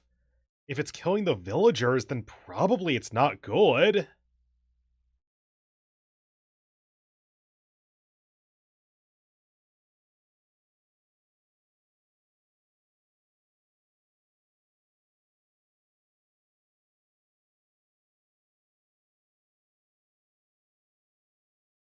God, that looks good!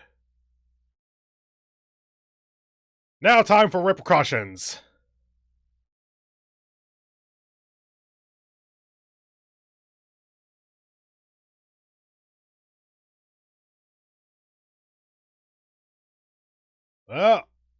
Fapta?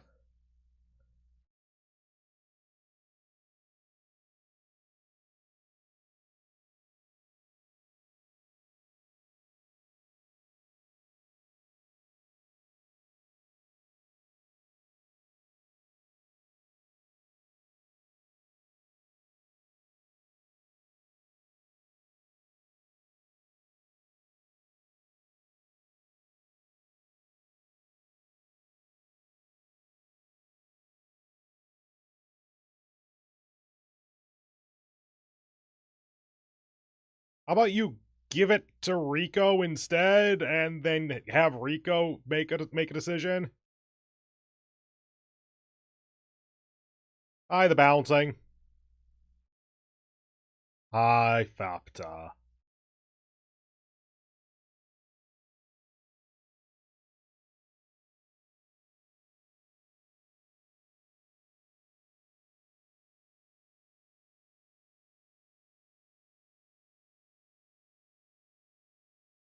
So, are we about to see what Apocalypse in Hell looks like?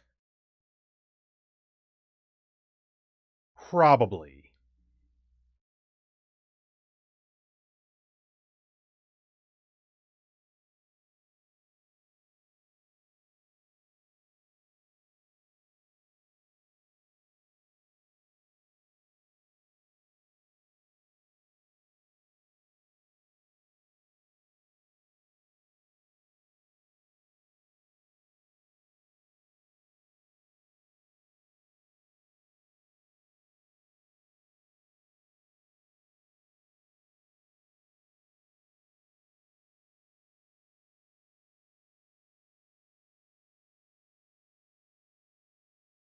Judgment Day has come.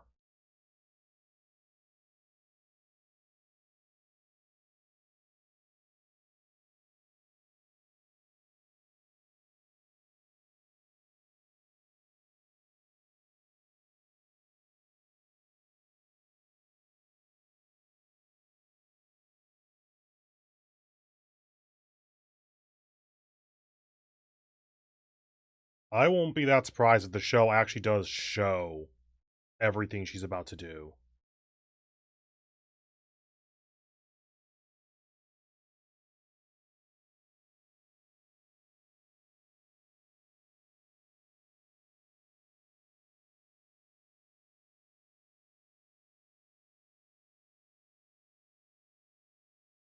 What was that?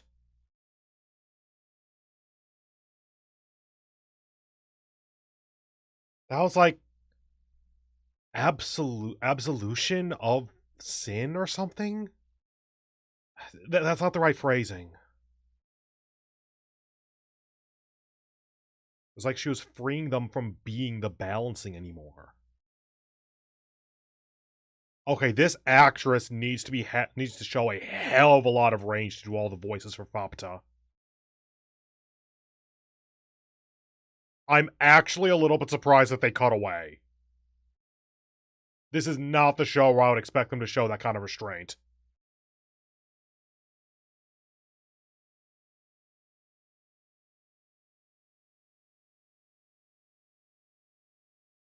Layla singing?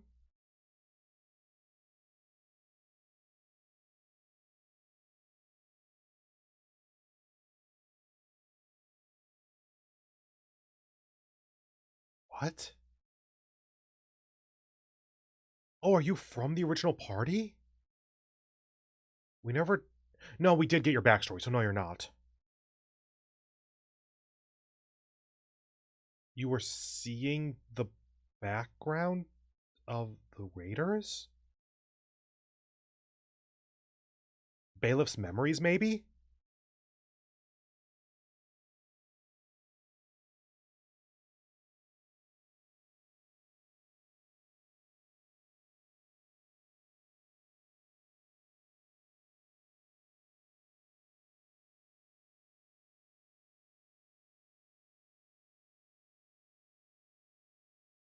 Pretty sure there was a roof above that before.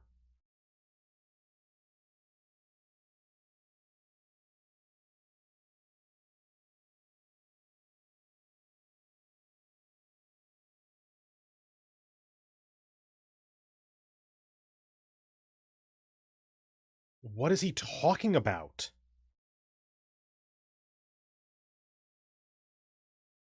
I don't know if this is the normal ending song, because I never pay much attention to the ending of this show.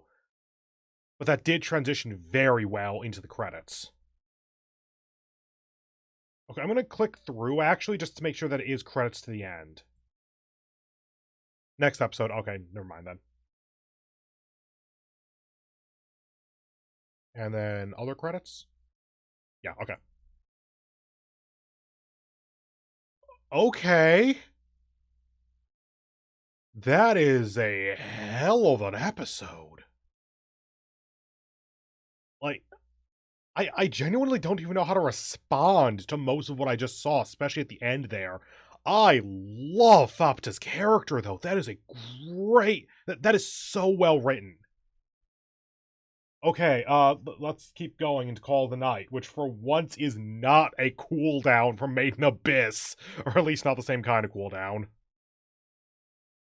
Okay, high dive, load, please. And let's see, Call of the Night is Y. So yeah. Yofukashi no Uta. Okay. And for some reason, it still doesn't keep in the continue watching for some reason. So let's go to simulcasts. There it is. Episode list. Hey, it actually loaded this time. Good. And this is episode 9. There it is. Looks like we're going to get more about Seri this time, which, cool. So far, she's been enjoyable to be around. Well, not actually enjoyable, but, like, she's good as a character. She's the one who almost murdered. Anyway, there's the link so you can follow it. And let's see, this is going to be episode 10 of 13. And actually, this is episode 9. Ooh, so actually, this has a while left to go. This is 9 and 10, 11, 12. We have another month of this show. Nice. Just checking a quick thing on my end, just to be safe. Okay, cool. Basically just wanted to check for if there was anything new on YouTube that I wanted to watch right after the stream or not. Nope, just as it was before the stream. Anyway, full screen, and starting in 3, 2, 1, boop.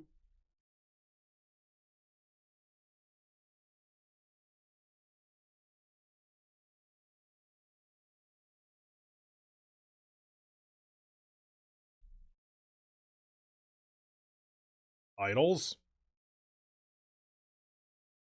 Oh, that kind. That? Maybe. What's the most popular existence in the world? High school girls. That... Japan is going to have its own thoughts on that, I'm pretty sure. This opening is so fun.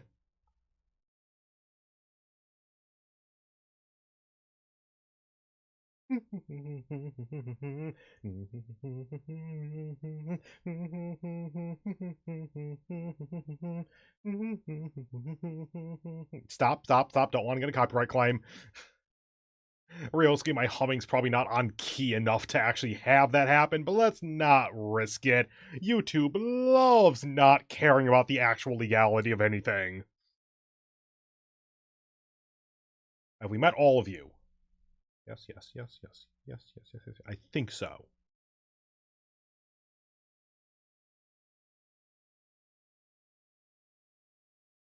Oh, I'm turning this up in my headphones.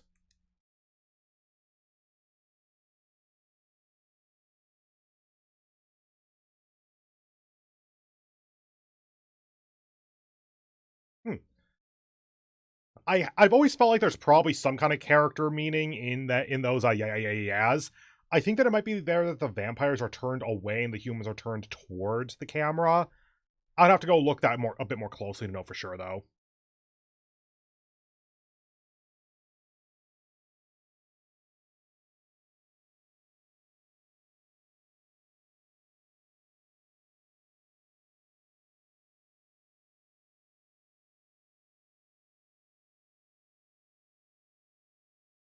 How big are the broods for each of these vampires?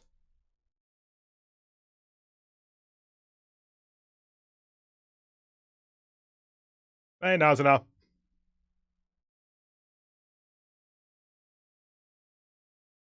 Oh my god, they've introduced a way to go up to Looney Tunes violence, or at least close to.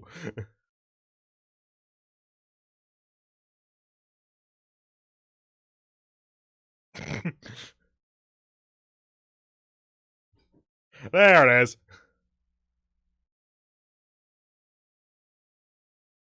Sounds accurate.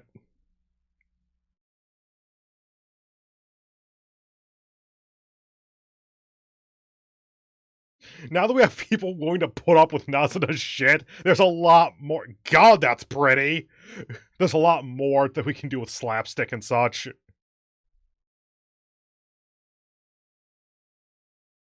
You know, normally it would be weird that they're just kind of sitting on the ground, but yeah, Japan just doesn't have benches for some reason. Like, it's really weird, honestly, but that is how it goes.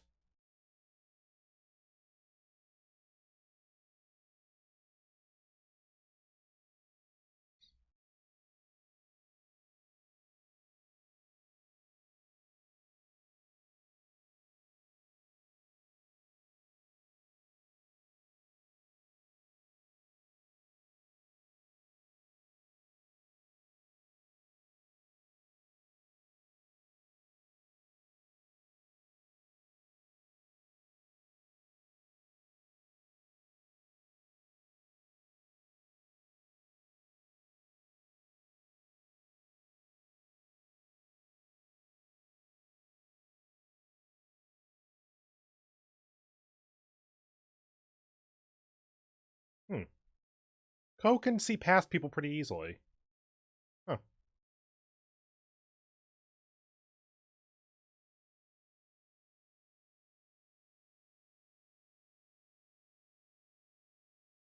No, being crazy popular's a problem.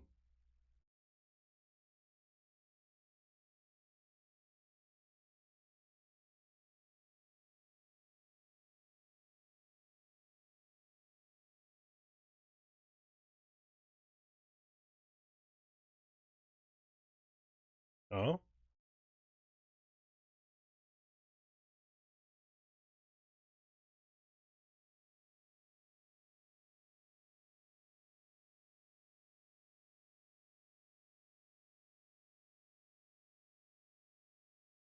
Man, this show is really trying to not show her panties while really trying to just get as close as possible. Are they actually gonna have karaoke at all? No, not really. Okay.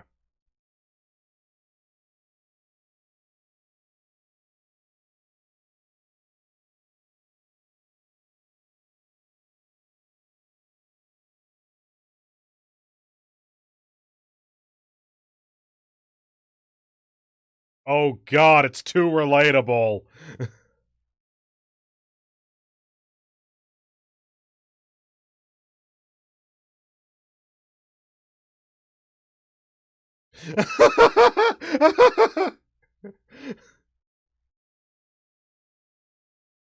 Also, that is a great interaction there. You're bragging about not watching TV. Is not watching TV something to brag about?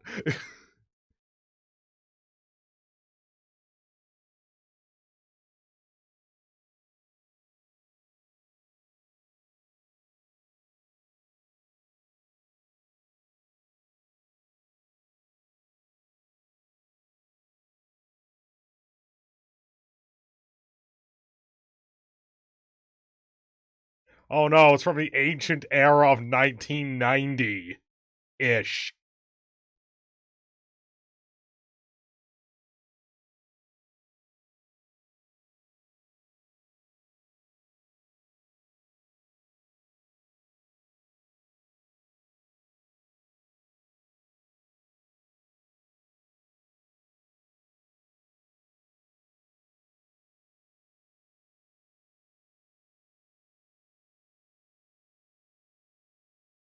Yeah?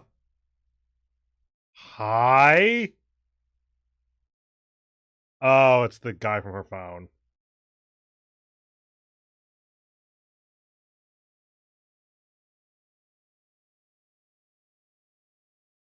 So, assumedly, the door is locked?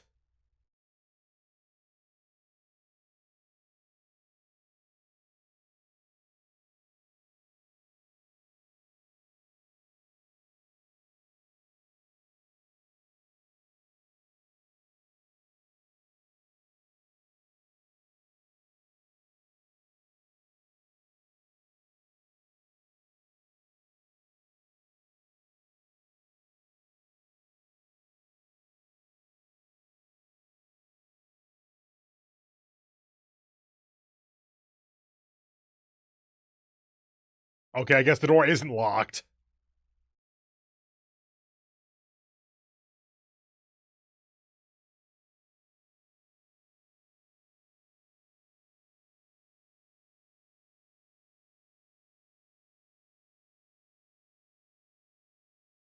That is incredibly creepy. I'll give her that.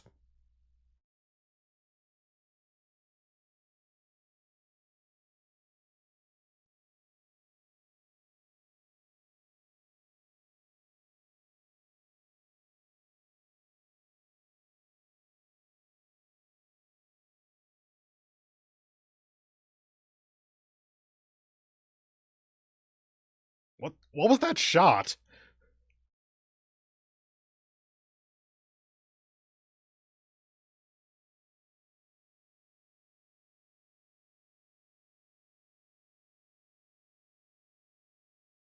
I want him to still be peeking through the window or something.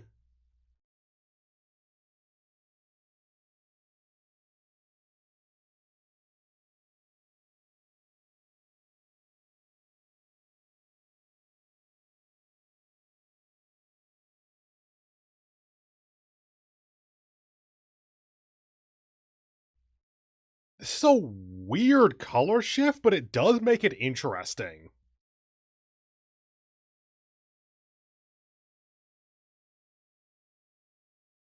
I mean, technically.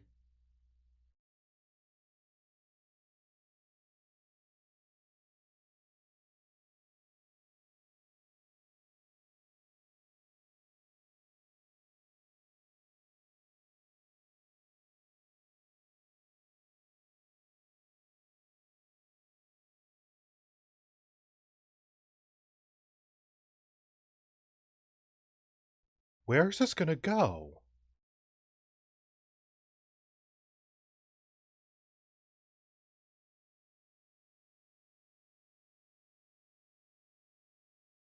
Pretty sure she could catch up if she wanted. Okay, now that we're out of the LSD coloration scene.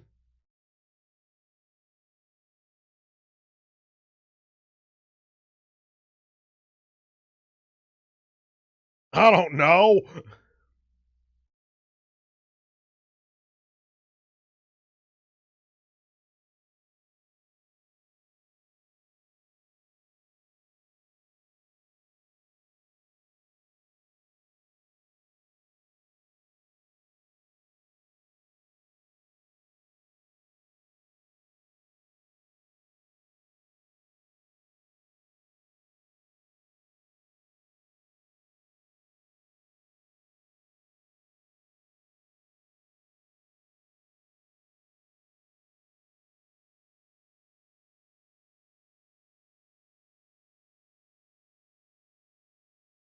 Ko discovering his calling of being a psych, I guess.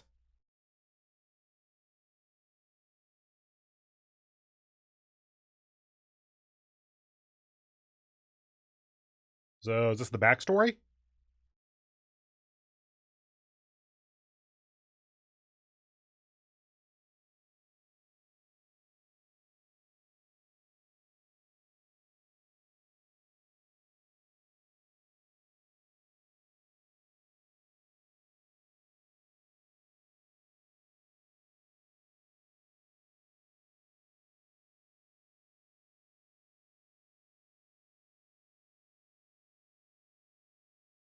Yeah, okay.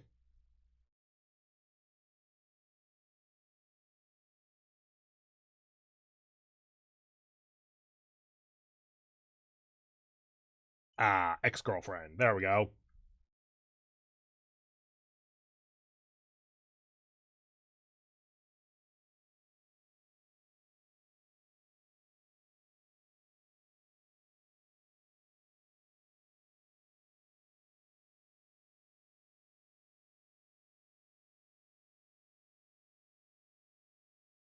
Wait, you were drunk at the time? How old are you? You look like you're around Ko's age.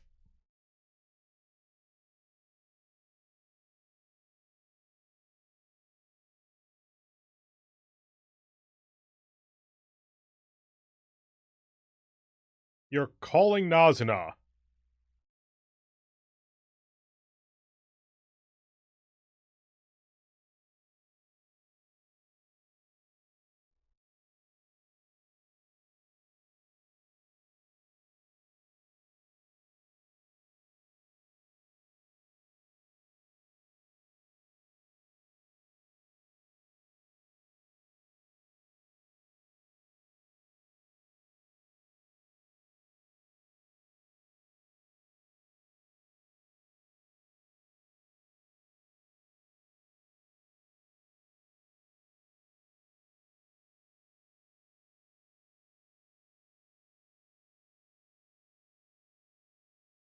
How useful is honesty here?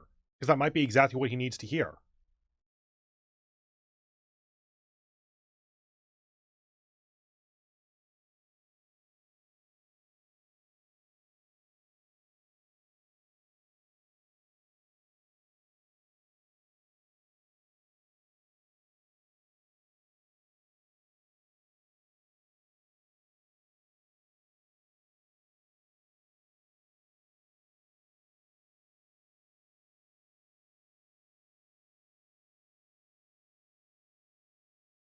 Ah, now calling Nazuna makes a lot more sense.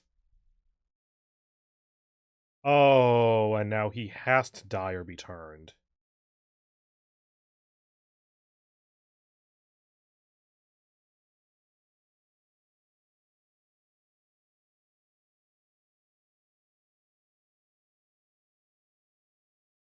Okay, we know what that means.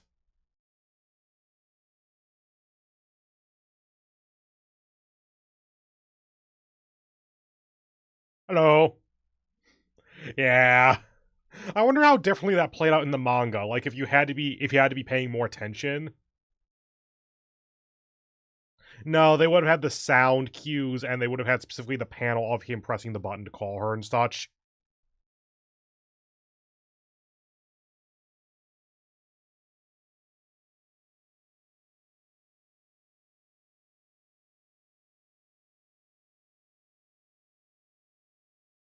For once.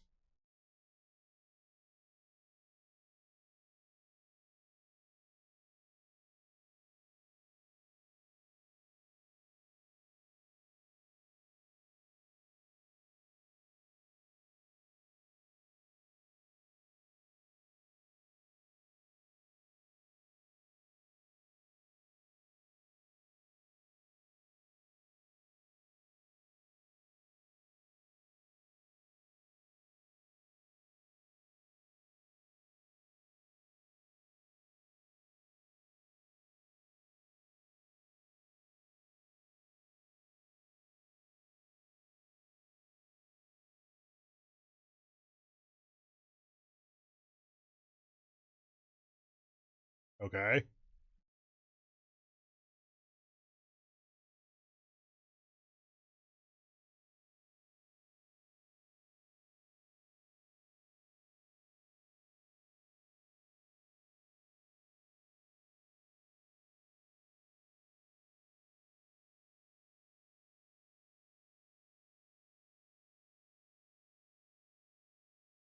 Ooh, we have another character who is essentially turning away from standard romantic interaction.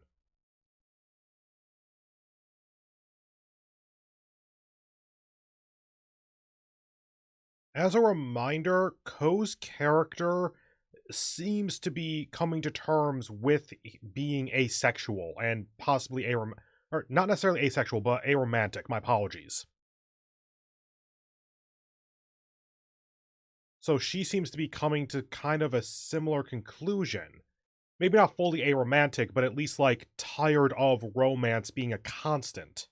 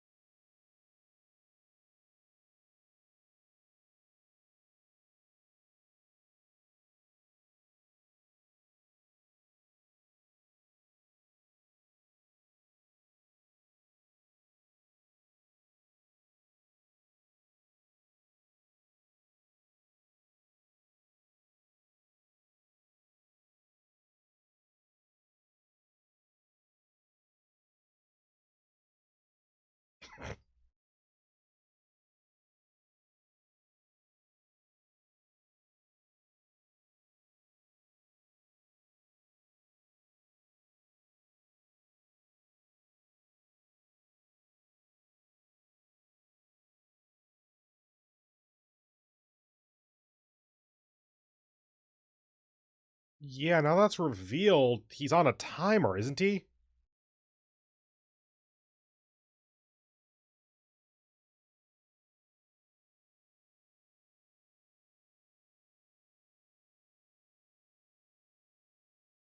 Actually, that'd be really isolating, wouldn't it? Like, you literally can only be friends with other vampires.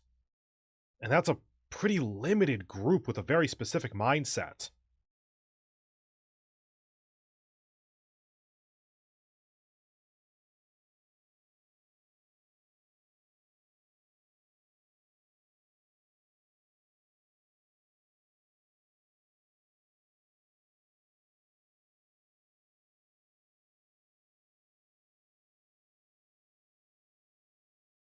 You are prepared to get rejected. You are not prepared to get murdered.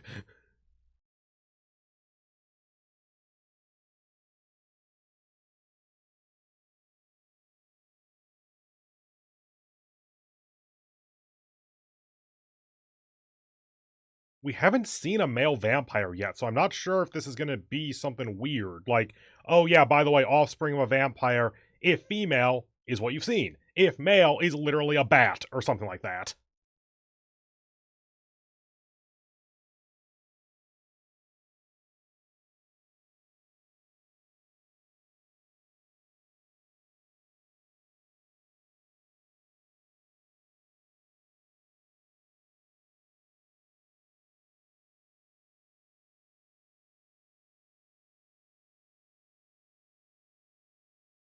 Why his arm? Like, sure, his arm's totally fine to drink blood, but why the arm?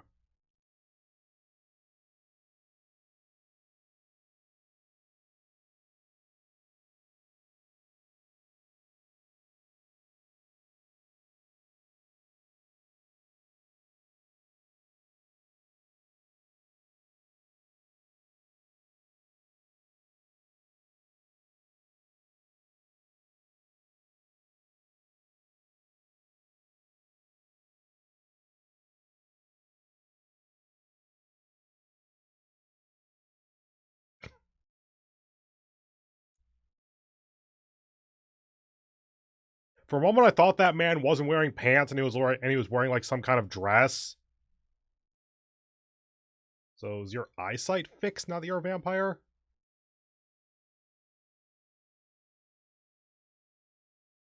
You're actually hanging out like teenagers. Good for you.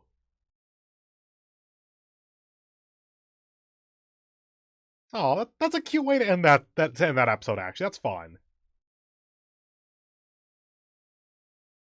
Okay, and I am gonna pause the ending just because we have gone over time somehow. This is probably about normal, but it feels a bit long to me.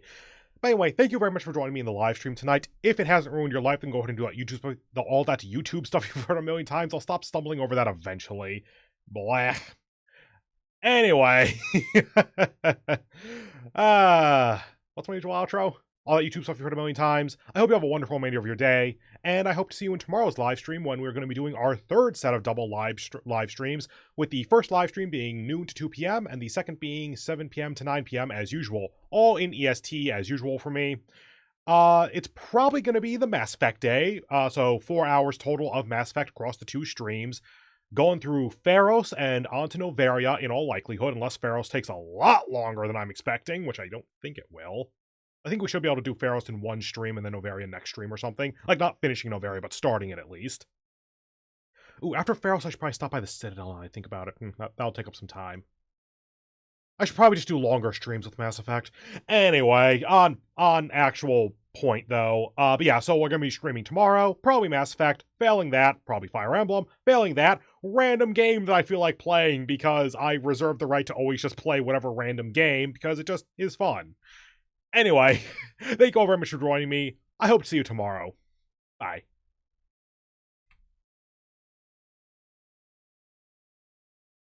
Oh, right. Sorry. I forgot that was a thing. There we go. Bye.